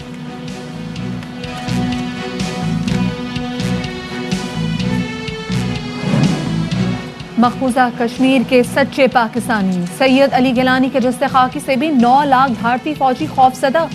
वसीयत के बरक्स रात के अंधेरे में तदफीन कर दी गई।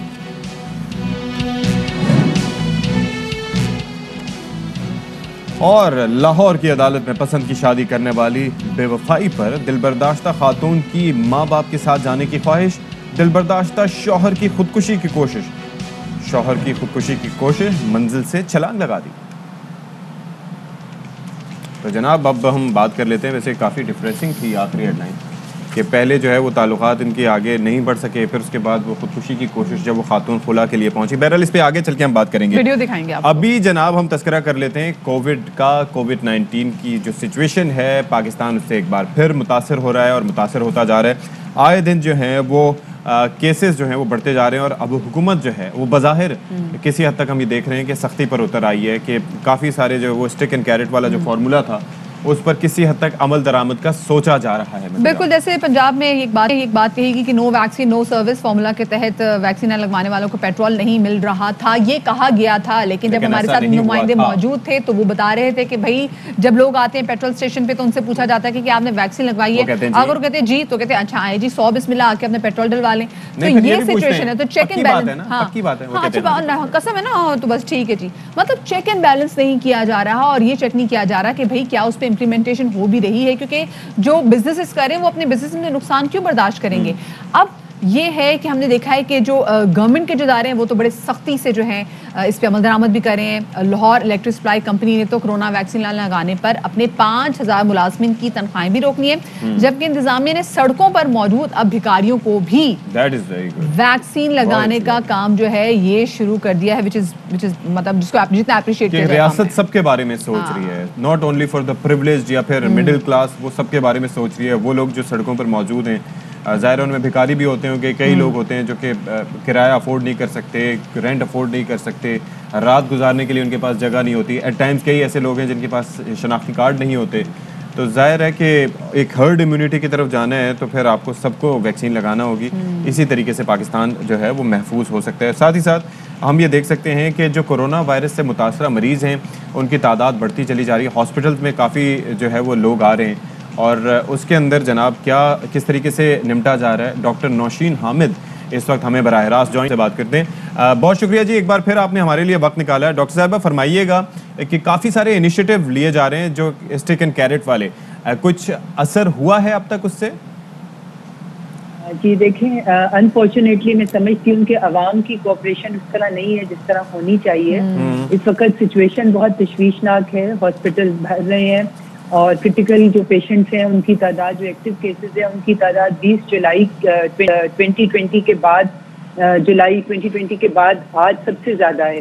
تو یہ اس چیز کا مطلب ہے کہ بالکل ہمارے جو کرٹیکل کیئر پیشنٹس ہیں وہ بھی تھرڈ ویو سے ایکسیڈ کر گئے ہوئے ہیں.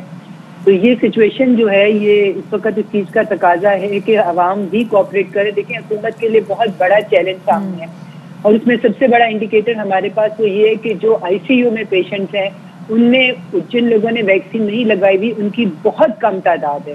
میجورٹی آئی سی یو میں وہ لوگ پہنچ رہے ہیں جنہوں نے ویکسین نہیں لگوائی ہوئی, جس سے یہ ایک کلیئر میسج آتا ہے کہ ویکسینیشن سے ایک بہت ریمارکیبل فرق پڑتا ہے. بالکل. تو اگر کوئی ڈیزیز ہوتی بھی ہے تو وہ مائلڈ فارم کی ہوتی ہے, اس کے لیے ہاسپٹلائزیشن کی ضرورت نہیں پڑتی, وہ ہلکے پھلکے سمٹمس کے ساتھ جلدی ٹھیک ہو جاتی ہیں. تو اس وقت ویکسینیشن کے اوپر حکومت کا زور ہے اور ظاہر ہے جب تک عوام کوآپریٹ نہیں کرے گی تب تک یہ پاسبل نہیں ہے. بہت بڑا چیلنج ہے. ہم نے دسمبر تک 8 کروڑ عوام کو جو ہے وہ فلی ویکسینیٹ کرنا ہے.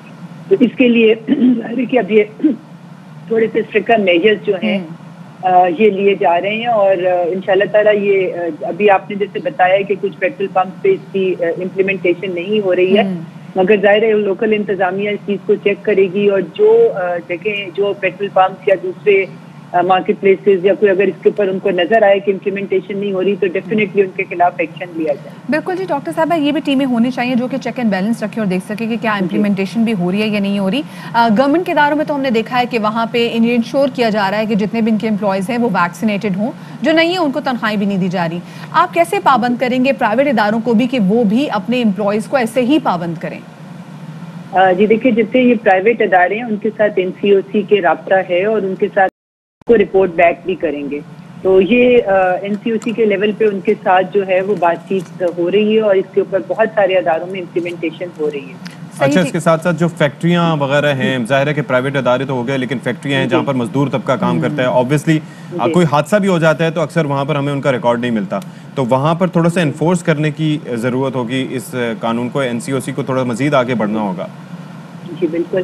اس وقت دیکھیں ہمارے موبائل یونٹس جو ہیں وہ بالکل گراس روٹ لیول کے اوپر موجود ہیں اور اس وقت پاکستان میں جتنی بھی ویکسینیشن آپ نے کل کا فگر دیکھا ہوگا کہ 15 لاکھ سے زیادہ ویکسینیشن ایک دن میں ہوئی ہیں. تو اس میں زیادہ جو ہے 30 to 35% vaccination through mobile vans ہو رہی ہے.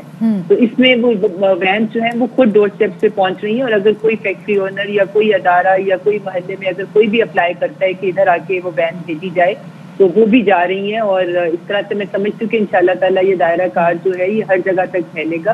موبائل ویکسینیشن بہت افیکٹو ثابت ہو رہی ہے. صحیح, ٹھیک ہے. اچھا ڈاکٹر صاحب یہ بتائے گا, ڈیلٹا ویریئنٹ سے تو ہم آلریڈی فائٹ کر رہے ہیں اور ڈیلٹا ویریئنٹ ہم نے دیکھا ہے کہ کس قدر لیتھل ثابت ہو رہا ہے, لیکن اب ہم اس کے ساتھ ساتھ ایک نئے ویریئنٹ کے بارے میں بھی سن رہے ہیں جس کو مو ویریئنٹ کہا جا رہا ہے. سو یہ بتائیں تو اس سے ڈیل کرنے کے لیے اب کیا آپ حکمت عملی اپنا رہے ہیں؟ جی دیکھیں, یہ جو وائرس ہوتا ہے اس کے بارے میں سب کو پتہ ہے کہ یہ اپنے سروائیول کے لیے میوٹیٹ کرتا رہتا ہے.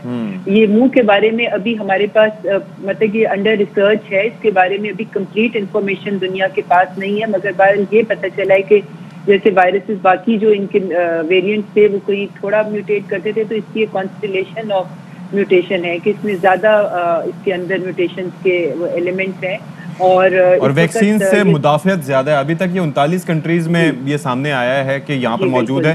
फिर ये क्लस्टर्स ऑफ म्यूटेशंस करता है, यानी कि एक म्यूटेशन दूसरी म्यूटेशन की तरफ जाता है। जी बिल्कुल बिल्कुल ऐसे ही है जी।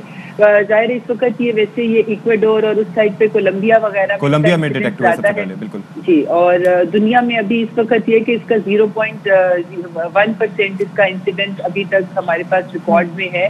तो बार इसको बहुत विजिलेंटली जो है इसको ऑब्जर्व किया जा रहा है और इंशाल्लाह ताला बिल्कुल अलर्ट हैं हम लोग।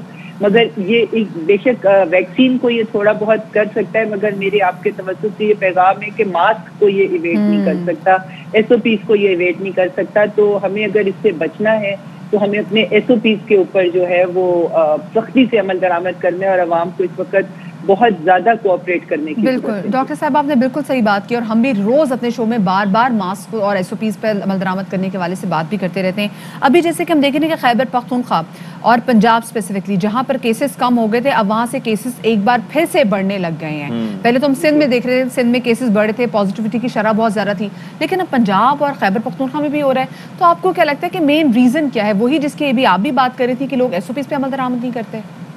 जी बिल्कुल। और मैं समझती हूँ कि पब्लिक गैदरिंग इस वक्त अनफॉर्चुनेटली पूरे मुल्क में एक जो हमारा कैंटोनमेंट इलेक्शन का भी सिलसिला एक शुरू हुआ है, उससे पहले मुहर्रमुल हराम के जो हमारे मुतबरक महीने के जो मजालिस और जुलूस थे उनकी वजह से भी, तो ये जो पब्लिक गैदरिंग्स जो हो रही हैं इसकी मेन वजह है बढ़ने की। और उन पब्लिक गैदरिंग्स में SOPs जो है उस पर अमल दरामद नज़र नहीं आ रहा है। और लोकल इंतज़ामिया की तमाम कोशिशों के बावजूद मैं समझती हूँ कि देखिए हुकूमत ने अपना रोल करना है, मगर अवाम ने भी अपना एक किरदार अदा करना है। बिल्कुल। तो ये जो पब्लिक गैदरिंग ज्यादा इस वक्त हो रही हैं, ये उसकी वजह है इसका फैलाव। चलें, आई एम श्योर के लोग जो हैं वो होश के नाखून लेंगे और गवर्नमेंट जो है वो अपना काम और अपना पार्ट प्ले करते हुए इस प्रोसेस को तेज़ करेगी। वैक्सीनेशन का जो टारगेट है 8 करोड़ आवाम till December fully vaccinated, I am sure कि उसकी तरफ जाएंगे। बहुत शुक्रिया डॉक्टर नौशीन हामिद साहिबा, पार्लिमानी सेक्रेटरी बराए सेहत, और काफ़ी मोटिवेट करती हैं डॉक्टर साहिबा कि लोगों को बाहर निकलना चाहिए और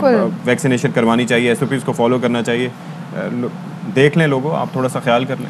बिल्कुल जी, क्योंकि हम तो अब लिटरली ये नौबत रहेगी कि हम या तो रोने लग जाए या फिर आपके आगे जो है ना वो हाथ जो है ना वो जोड़ लें। आगे बढ़ते हैं। आपको पता है जैसे यौम दिफा आने वाला है और उसके वाले से हमने देखा कि ISPR ने भी बड़े खूबसूरत जो गाने जारी किए।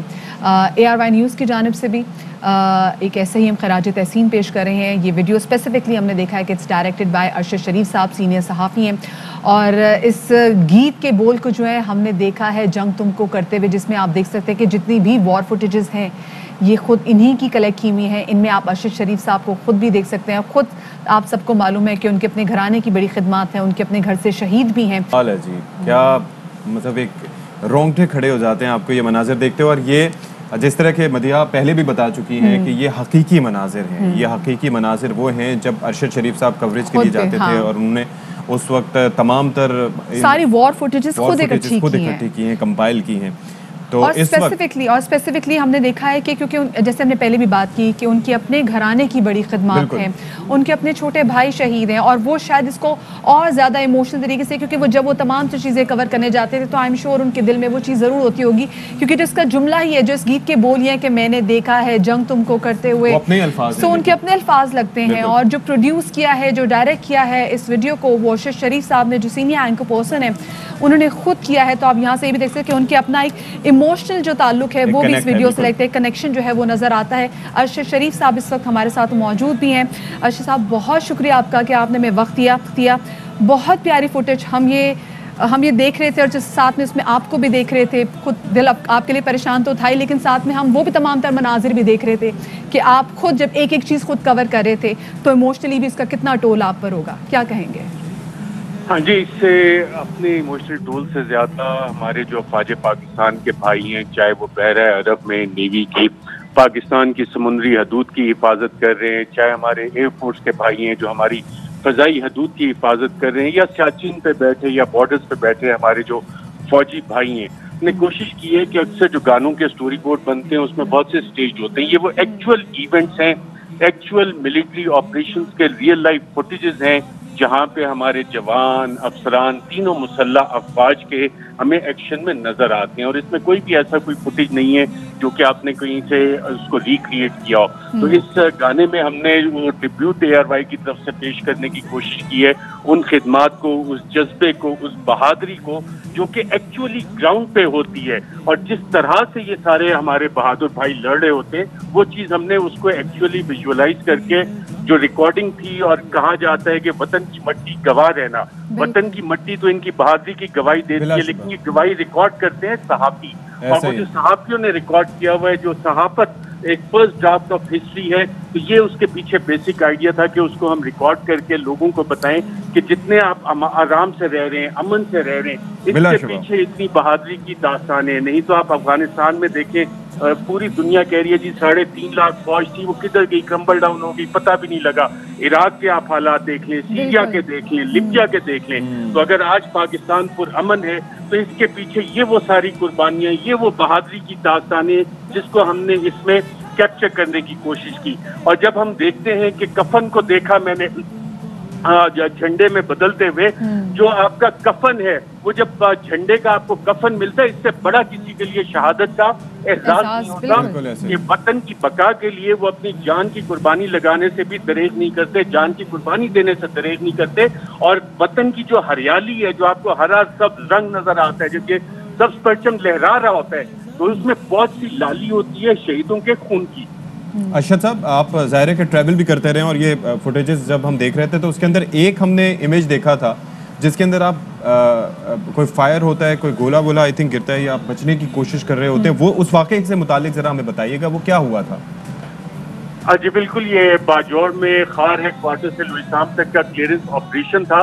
इसमें आप देखें कि मैं तो बतौर सहाफ़ी लेट गया हूँ जमीन पे कवर के लिए, बुलेट प्रूफ भी पहनी है, लेकिन जो हमारे जवान हैं उस वक्त जो पाक फौज के, वो बकायदा वो फायर रिटर्न कर रहे हैं। उस वक्त RPG फायर आ रहा था, रियल लाइफ फायर आ रहा था, और आप उन जवानों को जब उस फुटेज में देखते हैं तो उनमें से कोई भी लेटा हुआ वहां पे नहीं है। बतौर सहाफ़ी हमारी ट्रेनिंग है कि हमने कवरेज करना है, हमने लड़ना नहीं है। तो उस फुटेज में जो कैमरामैन थे मेरे और हमारा फर्ज था कि हम रिपोर्टिंग करें, लेकिन जिनका काम था कि दूसरी साइड से गोलियां आ रही हैं, और आप उस फुटेज में देख रहे हैं कि हमारे जवान उन गोलियों को रिस्पॉन्ड कर रहे हैं बड़ी बहादुरी के साथ। और बड़ा दिल जिगरा गुर्दा चाहिए होता है आपको जब आपके सामने से गोलियां आ रही हो और आप खड़े होके उसका जवाब दे रहे हो। और ऐसी लाजवाल दास्तान है, ये तो एक छोटा सा सैंपल है जो हमने आपको दिखाया।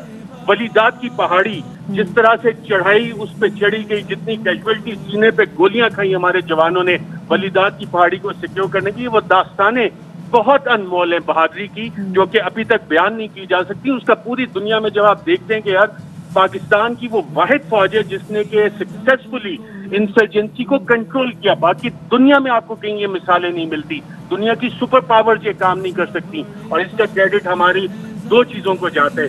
एक हमारी कौम का जज्बा जो कि अफवाज पाकिस्तान के साथ खड़ी रहती है, और हमारी अफवाज पाकिस्तान की सबसे बड़ी जो स्ट्रेंथ है कि जो लोग उनको प्यार करते हैं, और उस प्यार की वजह भी यही है कि ये अपनी कुर्बानियों से पाकिस्तानी कौम को महफूज रखते हैं। इससे बड़ी स्ट्रेंथ किसी और फौज के पास नहीं है। साथ फिर जज्बा और यकीन, ला इलाहा इल्लल्लाह मुहम्मद रसूलुल्लाह, उसकी वजह से ये सारी चीजें होती हैं, जज्बा, बहादुरी, और उस पर ये चल रहे होते हैं। अच्छा अर्शद साहब, ये बताएगा, क्योंकि सिर्फ एक फुटेज नहीं है, ये काफ़ी ज़्यादा वॉर फुटेजेस हैं जो कि हम इस गीत में देख सकते हैं। सो कोट कीजिएगा प्लीज़ वो डिफरेंट इवेंट्स जहाँ पर आप गए। स्पेसिफिकली आपने बाजौर एजेंसी का तो बताया, लेकिन सियाचिन में भी देख रहे हैं, मुख्तलिफ इवेंट्स हम देख रहे हैं जो कि इस नगमे में नज़र आ रहे हैं हमें। जी प्लीज़ दोबारा रिपीट करेंगी सवाल? मैं कोयटा आया हूँ, साथ एक कवरेज में बिजी था। जी कोई मसला नहीं। अरशद शरीफ साहब, हम सिर्फ ये आपसे जानना चाह रहे हैं कि इसमें सिर्फ बाजौर एजेंसी का ही वाक़या हम नहीं देख रहे, हमने इसमें मुख्तलिफ वो वॉर फुटेजेस देखी है जो आपने खुद कलेक्ट की हुए हैं। ये जो मुख्तलिफ इवेंट्स हैं जिनकी वॉर फुटेजेस आपने इकट्ठी की हुई हैं, उन इवेंट्स के बारे में बताइएगा। जी एग्जैक्टली, इसमें सियाचिन दुनिया का बुलंद तरीन महाज जंग है। वहाँ पे जितनी सर्दी होती है, उस सर्दी में, उस बर्फबारी में हमारे जवान वहाँ पे खड़े होते हैं, पाकिस्तान का दिफा कर रहे हैं। और ये दुनिया का सबसे बड़ा कॉन्फ्लिक्ट है, सबसे हाईएस्ट कॉन्फ्लिक्ट है जो कि सियाचिन में चल रहा है। और वहाँ पे आप जाके सिर्फ सांस लेना भी मुश्किल होता है, लेकिन जब आप ये लाइन सुनते हैं कि आपको सर्दी भी कुछ नहीं कहती और सर्दियों में भी चट्टानों से ऊंचे तुम खड़े होते हो, तो वो उस जज्बे को वहाँ पे आपको कैप्चर करता नजर आता है। खैबर एजेंसी, सवात, नॉर्थ वजीरिस्तान, शव्वाल, सहरा अरब, एयरफोर्स के जहाज, ये सब वो चीजें हैं जो इस गाने में हमने डाली हैं। और हर जगह पे यहाँ पे आपको नजर आता है कि ना किस तरह से इन जगहों को महफूज किया गया। अगर समुद्री हदूद को महफूज किया जा रहा है तो पाकिस्तान बहरिया का उसमें क्या काम है। जो ऑपरेशन स्विफ्ट रिकॉर्ड हुआ था, जो अभिनंदन का फुटेज है, जो जहाज हमारे उड़ते हुए हमें बेसिस से नजर आते हैं, वो आपकी प्रोफेशनल एक्सीलेंस हवाई हदूद को आपने किस तरह महफूज रखना है, वो तमाम चीजें आपको दिखा रहे थे। हर जगह पे इतने सारे इवेंट्स हैं आपके पास कि आपने उन्हें थोड़े से टाइम में उसकी एसेंस आपको दी है। जी सही, बहुत शुक्रिया जी अरशद शरीफ साहब, बहुत खूबसूरत गीत आपने, बहुत प्यारा कमाल इसको प्रोड्यूस किया, बहुत प्यारा इसको डायरेक्ट किया। जो गीत हैं इस नगमे के और जो फुटेजेस हैं ये हम सब के दिलों के बहुत हमारे ज्यादा जज्बात करीब को है। अल्फाज की शक्ल दी है आपने बिलाशुबा, और जाहिर है कि इसके लिए हम आपके तहे दिल से और आई एम शुक्रगुजार श्योर हैं। कि बहुत आप ये शुक्रिया देखें आपका। कि जब हर जगह मौत का खौफ होता है और ऐसे में हमारे जवान जिनके बाज़ औक़ात उनके शहादत के बाद व्हाट्सएप की अगर कोई चैट आ जाए तो उसके अंदर ये पता चलता है कि वो शहादत के मुतमन्नी होते हैं, वो ये चाहते हैं कि वो शहीद हो जाएं। जिस तरह से हम प्लानिंग कर रहे हैं से पता चलता है अशफाक कि वो बहुत मुख्तलिफ लोग होते हैं, द चोजन वन, जो कि सीने में अपने गोली खाते हैं और इन्हीं की जो खून है वो जिला बख्शती है हमारी इनसे मोहब्बत को भी और हमारे वतन से मोहब्बत को भी। वो तमाम तर फैमिलीज़ जो कि शोहदा की फैमिलीज़ हैं, वो तमाम तर फैमिलीज़ जो कि गाजियों की फैमिलीज़ हैं, आप तमाम तर लोगों को हम ARY की पूरी टीम की जानिब से हमारा सलाम, ढेरों सलाम। अल्लाह पाक आपके इस अज़्म और इस हौसले को हमेशा सलामत रखें। जी, तो अफगानिस्तान की सूरत हाल की अब बात कर लेते हैं। और अफगानिस्तान में आज बड़ा मेजर फैसला होने जा रहा है और फैसला है जी हुकूमत साजी से मुताल्लिक। और हुकूमत साजी आज अगर हो जाती है तो चलें, जो हम जुमे के हवाले से प्रिडिक्ट कर रहे थे वो फिर उस पर अमल दरामद हो जाएगा। और ख़ास तौर पर हम भी प्रिडिक्ट कर रहे थे, जो मगरबी अखबारात हैं वो भी इस हवाले से प्रिडिक्ट कर रहे थे।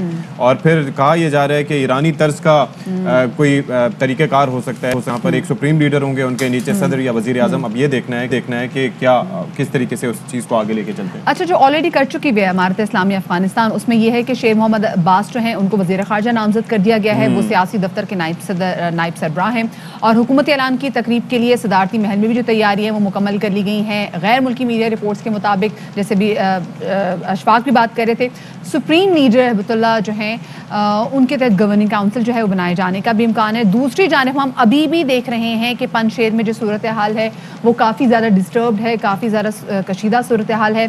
शिमाली इत्तेहाद के सरबराह अहमद मसूद से बातचीत में नाकामी के बाद तालिबान ने अब ऑपरेशन करते हुए 10 मकामात पर कब्जा कर लिया है और इस लड़ाई में अनफॉर्चुनेटली 30 अफराद मारे भी गए। तो अब ये भी देखना है अशफाक कि यहाँ पंजशेर का जो आगे फ्यूचर क्या होगा, क्योंकि पंजशेर पे कभी भी इस तरीके से कब्जा नहीं किया जा सका। पहले मुज़ाकरात की भी बात हो रही थी, बातचीत का भी जिक्र हो रहा था और अहमद शाह मसूद के साहबजादे वहाँ पर मौजूद हैं। और अगर मुज़ाकरात से बातचीत के ज़रिए अगर ये मामलात हल होते हैं तो दैट वुड बी गुड, लेकिन अगर खून रेज़ी होती है तो वो फिर किसी के हक़ में नहीं जाएगी। अच्छा, स्ट्रेटेजिक अहमियत कोई नहीं है उस इलाके की, लेकिन ये कि पहाड़ी इलाका है और बड़ा तंग इलाका है, तो वहाँ पर कब्जा करना और वहाँ पर पहुँचना बहुत मुश्किल होता है। तो ये कुछ चीज़ें हैं। और ऑलरेडी उन्होंने ये किया हुआ था कि जब उन्हें पता था कि ये सिचुएशन ऐसी हो सकती है तो उन्होंने असलहे के ज़खायर वहाँ पर जमा करना शुरू कर दिए थे। बिल्कुल अशफाक, दूसरी जानिब हम ये भी देख रहे हैं कि पाकिस्तान का जो रोल है वो क्या है। हम देख रहे हैं कि वज़ीर दाखिला शेख रशीद ने खतरात के पेश नज़र चमन बॉर्डर बंद करने का ऐलान किया है। उनका कहना है कि भारतीय मीडिया झूठा वावेला मचा रहा है, रॉ की सारी सरमायाकारी डूब गई है। क्या कहना था शेख रशीद साहब का, आपको सुनवाते हैं।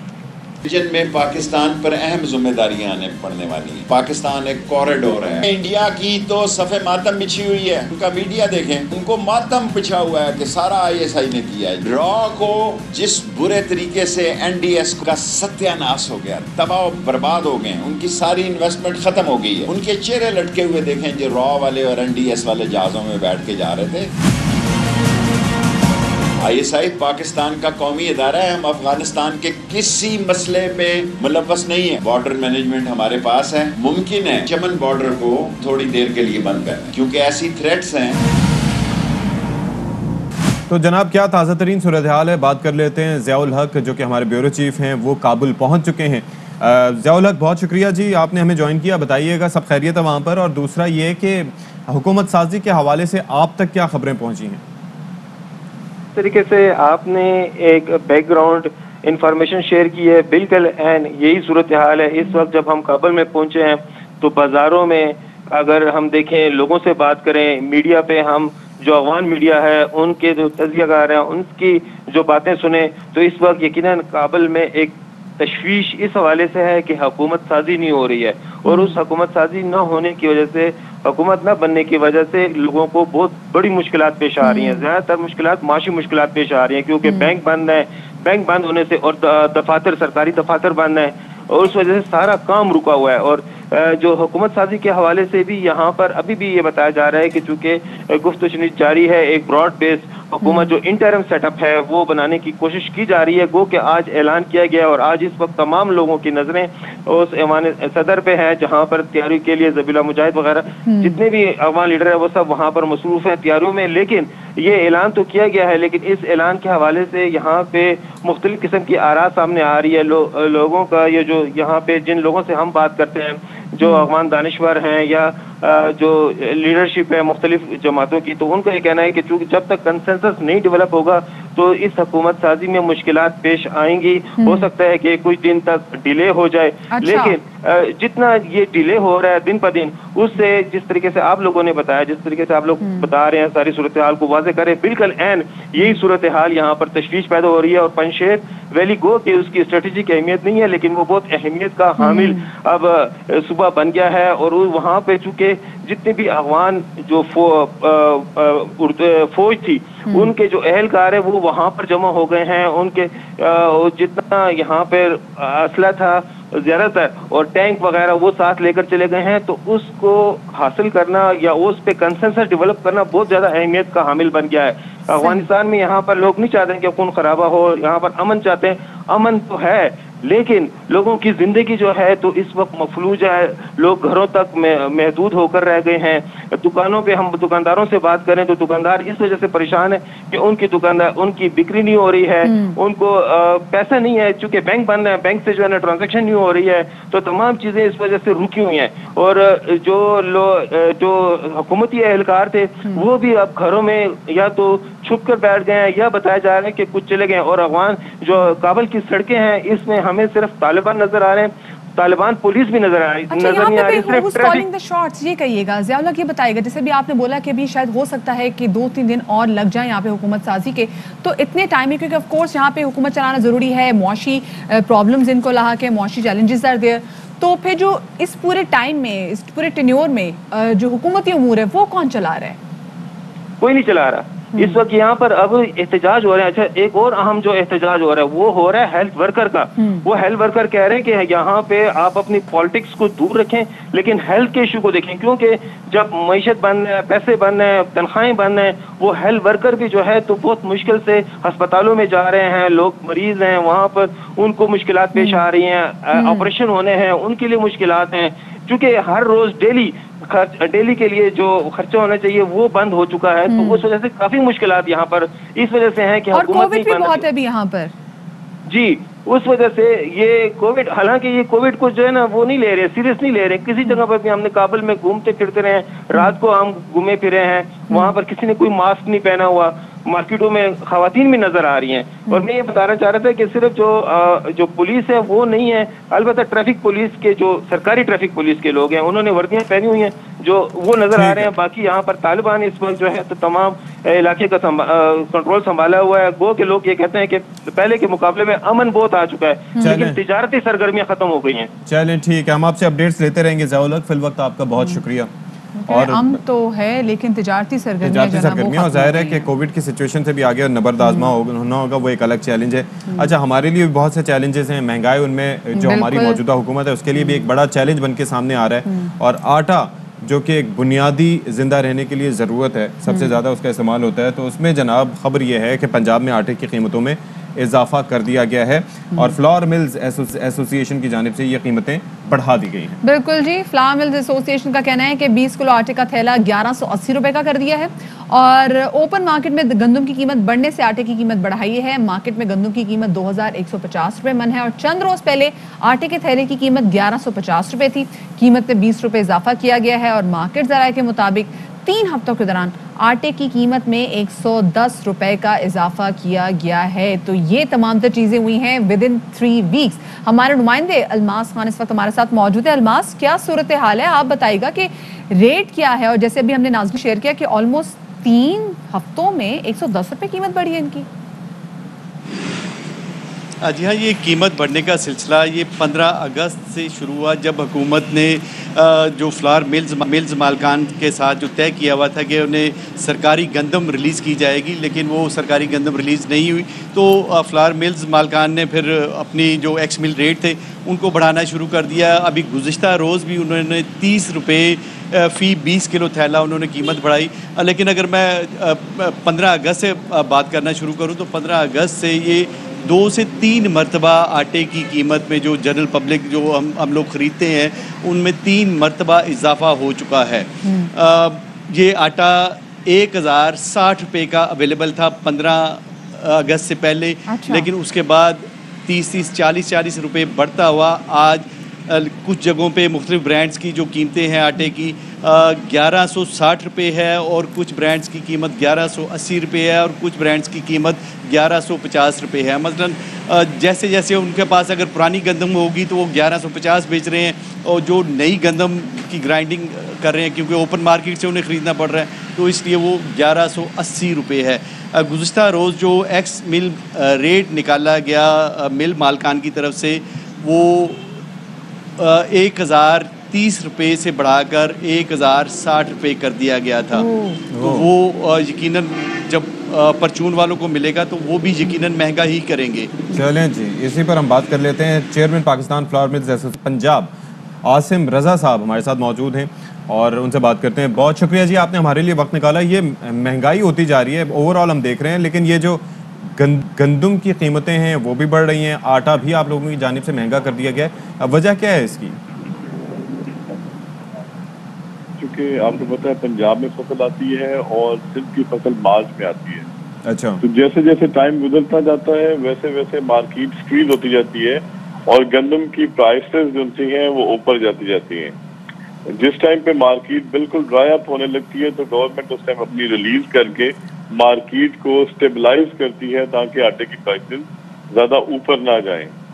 اس ٹائم تک چونکہ گورنمنٹ نے انٹرونشن نہیں کی اور مارکیٹ جو ہے وہ بیس کر رہی ہے پرائیویٹ ویٹ کے اوپر، اور پرائیویٹ ویٹ میں اتنی ارائیول نہیں ہے مارکیٹ میں کہ جو پورا کر سکیں، اس وجہ سے مارکیٹ گندم کی بڑھتی جا رہی ہے جس وجہ سے آٹے کے اندر مہنگائی ہو رہی ہے. صحیح. تو اچھا آسن صاحب یہ بتائے گا کہ جب یہ پرائسز بڑھتی ہیں آٹے کی، اپنی انڈرسٹینڈنگ کے لیے پوچھ رہے ہیں، تو کیا یہ فلاور ملز ایسوسی ہی اس حوالے سے فیصلہ لیتی ہیں یا پھر حکومتی نمائندے بھی اس میں شامل ہوتے ہیں؟ آپ ان کو بھی اعتماد میں لیتے ہیں کہ بھائی مطلب یہ ان کا مارکیٹ میں ریٹ ہے اور ہم اس کی پرائس بڑھانے والے ہیں؟ دیکھیں ہمارا ایک آلریڈی جو فوڈ ڈپارٹمنٹ پنجاب ہے ان کے ساتھ ایک پرائس سیٹ ہے کہ گرائنڈنگ چارجز ہمارے 20 کلو تھیلے کے پیچھے اراؤنڈ 100 روپیہ ہے. تو جو گندم کی پرائس ہوتی ہے اس میں 100 روپیز اراؤنڈ ایڈ کر کے تو آپ کے آٹے کی پرائس بن جاتی ہے. اس لیے مارکیٹ کمیٹیز ہیں ڈپٹی کمشنرز کے پاس، وہاں سے اور ڈیلی بیسس پہ جو مارکیٹ میں آٹے گندم کا ریٹ نکلتا ہے اس کے مطابق آٹے کا ریٹ خود بخود سیٹل ہو جاتا ہے. جی اچھا، لیکن خود بخود سیٹل تو ہو جاتا ہے لیکن عوام اس سے بری طرح پستے ہیں، تو اس کے لیے کیا کوئی میکینزم کوئی بنایا جائے گا کہ ان کے اوپر اتنا زیادہ لوڈ سارا کا سارا ان پر منتقل نہ کیا جائے؟ جی دیکھیں میں جس طرح پچھلے سالوں کا کہتا ہوں کہ جس طرح پچھلے سال 1400 میں گندم خریدی گئی تھی اور 1475 میں ریلیز کی گئی تھی، اس پہ 860 ریٹیل ریٹ تھا. تو جیسے ہی مارکیٹ اس سے تجاوز کی تھی تو آپ دیکھیں پچھلے سال جولائی میں گندم کا اجرا کر دیا گیا تھا to flour mills to stabilize market تاکہ مارکیٹ زیادہ اوپر نہ جائے. اب اس دفعہ گندم جو سی ہے وہ بہت 1800 میں خریدی گئی، اس ٹائم پہ آپ دیکھیں تو پنڈی میں 2200 کا ریٹ کراس کر گئی ہے گندم، اور لاہور میں 2160 میں یا اس سے اوپر کام ہوا ہے. اسی طرح جنوبی پنجاب جہاں سے گندم لوڈ ہو کے آ رہی ہے وہاں پہ بھی 2100 کا ریٹ بن گیا ہے. تو یہ ٹائم تھا کہ گورنمنٹ کو اس ٹائم پہ ریلیز دے دینی چاہیے تاکہ مارکیٹ اپنے نارمل اس پہ چلی جائے اور زیادہ قیمتیں نہ بڑھیں. لیکن ابھی تک کوئی ایسا نہیں، لیکن میں امید کرتا ہوں کہ اگلے 1-2 دنوں کے اندر حکومت اعلان کر دے گی گندم کے اجرا کا، کیونکہ میں نہیں سمجھتا کہ چیف منسٹر صاحب یا پرائم منسٹر صاحب عوام کو مہنگا آٹا دینا چاہتے ہیں. لیکن اس ٹائم پہ جو ریٹس بنے ہوئے ہیں وہ خاصے زیادہ ہیں. جس طرح لاہور کے اندر کل آپ نے دیکھا یعنی کہ آپ کو بھی ریئلائزیشن ہے کہ جو ریٹس ہیں وہ کافی زیادہ اور آف کورس عوام کی دسترس سے باہر ہیں. دیکھیں اگر پچھلے اس میں بھی مناسب میں چلے جائیں ویٹ پریکیورمنٹ کی پرائز اور ریلیز پرائز کے مطابق، اور اس سال کی اگر 400 روپیہ من بڑی تھی تو تب بھی 1060 بنتا ہے. اس کے اوپر ریٹ نہیں جاتا. لیکن یہ ڈیسیجن گورنمنٹ کا ہے کہ گورنمنٹ کس ریٹ پہ عوام کو آٹا دینا چاہتی ہے. اسی وجہ سے ہم نے ایک لیٹر بھی لکھ دیا کہ مارکیٹ میں گندم کی پرائسز جو ان سے اوپر جا رہی ہیں تو گورنمنٹ کو انٹرونشن کرنی چاہیے ٹو اسٹیبلائز مارکیٹ. یہ نہیں کہ گندم نہیں ہے, لیکن اس ٹائم پہ ایک سیگمنٹ سا ہے وہ گندم کا ریٹ بڑھانے کی کوشش کر رہا ہے, جس کے اوپر میں سمجھتا ہوں کہ اپنا گورنمنٹ اگر انٹروین کرے گی تو پرائسز ڈاؤن آ جائیں گے. انٹرونشن بہت زیادہ ضروری ہے کیونکہ آٹے کی قیمت جس طریقے سے بڑھتی چلی جا رہی ہے اور یہ کوئی فینسی پروڈکٹ بھی نہیں ہے جو اپنے خوراک میں استعمال کرتے ہیں. بہت شکریہ جی, عاصم صاحب موجود تھے. چلیں جی ایک بریک لے لیتے ہیں, بریک کے بعد آتے ہیں. Welcome back after the break. اور اب یاد کریں گے اس حریت رہنما کی, اس ہیرو کی جو کہ آزادی کا خواب لیے اس دنیا سے رخصت ہو گیا. ہم بات کر رہے ہیں سید علی گیلانی صاحب کی, جن کو کل صبح بھارتی فوج نے, جو 90 لاکھ بھارتی فوج اس وقت جموں کشمیر پر قابض ہے, وہ اتنی خوفزدہ تھی کہ انہوں نے ان کو رات کے اندھیرے میں ان کے گھر جا کے ان کے جسد خاکی کو ان کے گھر والوں سے چھین کر خود ان کے صبح 4:30 بجے ان کو ایک ایسی جگہ پہ دفنایا گیا جو کہ ان کی ول کے اگینسٹ بھی تھا. ان کے گھر کی خواتین کو زدوکوب کیا گیا تاکہ وہ وہاں سے ان کا جسد خاکی لے جا سکے. ہم دیکھ سکتے ہیں مناظر بھی آپ دیکھ رہے ہیں کہ کس طریقے سے ان کا جسد خاکی جو ہے وہ پاکستان کے پرچم میں لپٹا ہوا ہے. بالکل, وہ ہمیشہ ایک پاکستان کے داعی تھے اور کشمیر بنے گا پاکستان ان کا نعرہ تھا. پاکستان سے محبت کرتے تھے اور چاہتے تھے کہ اپنی زندگی میں کشمیر کو بھارتی تسلط سے آزادی مل سکے اور پاکستان کا وہ حصہ بن سکے. یہ ان کی خواب اور ان کی خواہش تھی, لیکن یہ خواب ان کا ادھورا رہ گیا, لیکن انشاءاللہ اس کی تکمیل لازمی طور پر ہوگی. علی گیلانی کی زندگی کے حوالے سے, ان کی جدوجہد کے حوالے سے بات کریں گے. سینئر کشمیری صحافی ہمارے ساتھ اور تجزیہ کار نعیمہ احمد مہجور صاحبہ ہمارے ساتھ موجود ہیں. نعیمہ صاحبہ بہت شکریہ آپ کا کہ آپ نے ہمیں وقت دیا. یہ کہیے گا کہ آزادی کی ایک بہت بڑی تحریک جو ہے وہ سید علی گیلانی نے لڑی ہے. 20 سال اپنی زندگی کے بھارتی جیل میں گزار دیے اور باقی اپنے گھر میں نظر بند ہو کے گزار دیے. ان کی تمام تو جدوجہد کو کیسے دیکھتی ہیں آپ؟ اب جو ہیں جب سے انہوں نے آنکھ کھولی ہے تو وہ سیاست کے ساتھ شامل ہو گئے ہیں. وہ چاہے پہلے مین سٹریم پالیٹکس تھی اور اس کے بعد سے جو آزادی کی تحریک شروع ہوئی, پہلے وہ جماعت اسلامی کے ٹکٹ پہ جموں کشمیر کے اسمبلی میں شامل ہوئے تھے. 3 بار وہ ممبر اسمبلی رہے ہیں, جس کے بارے میں وہ اکثر کہا کرتے تھے کہ ہم نے جمہوری طور بھی ہندوستان سے اپنے حقوق حاصل کرنے کی کوشش کی, لیکن ہندوستان کی حکومت کو ہماری یہ ادا پسند نہیں آئی.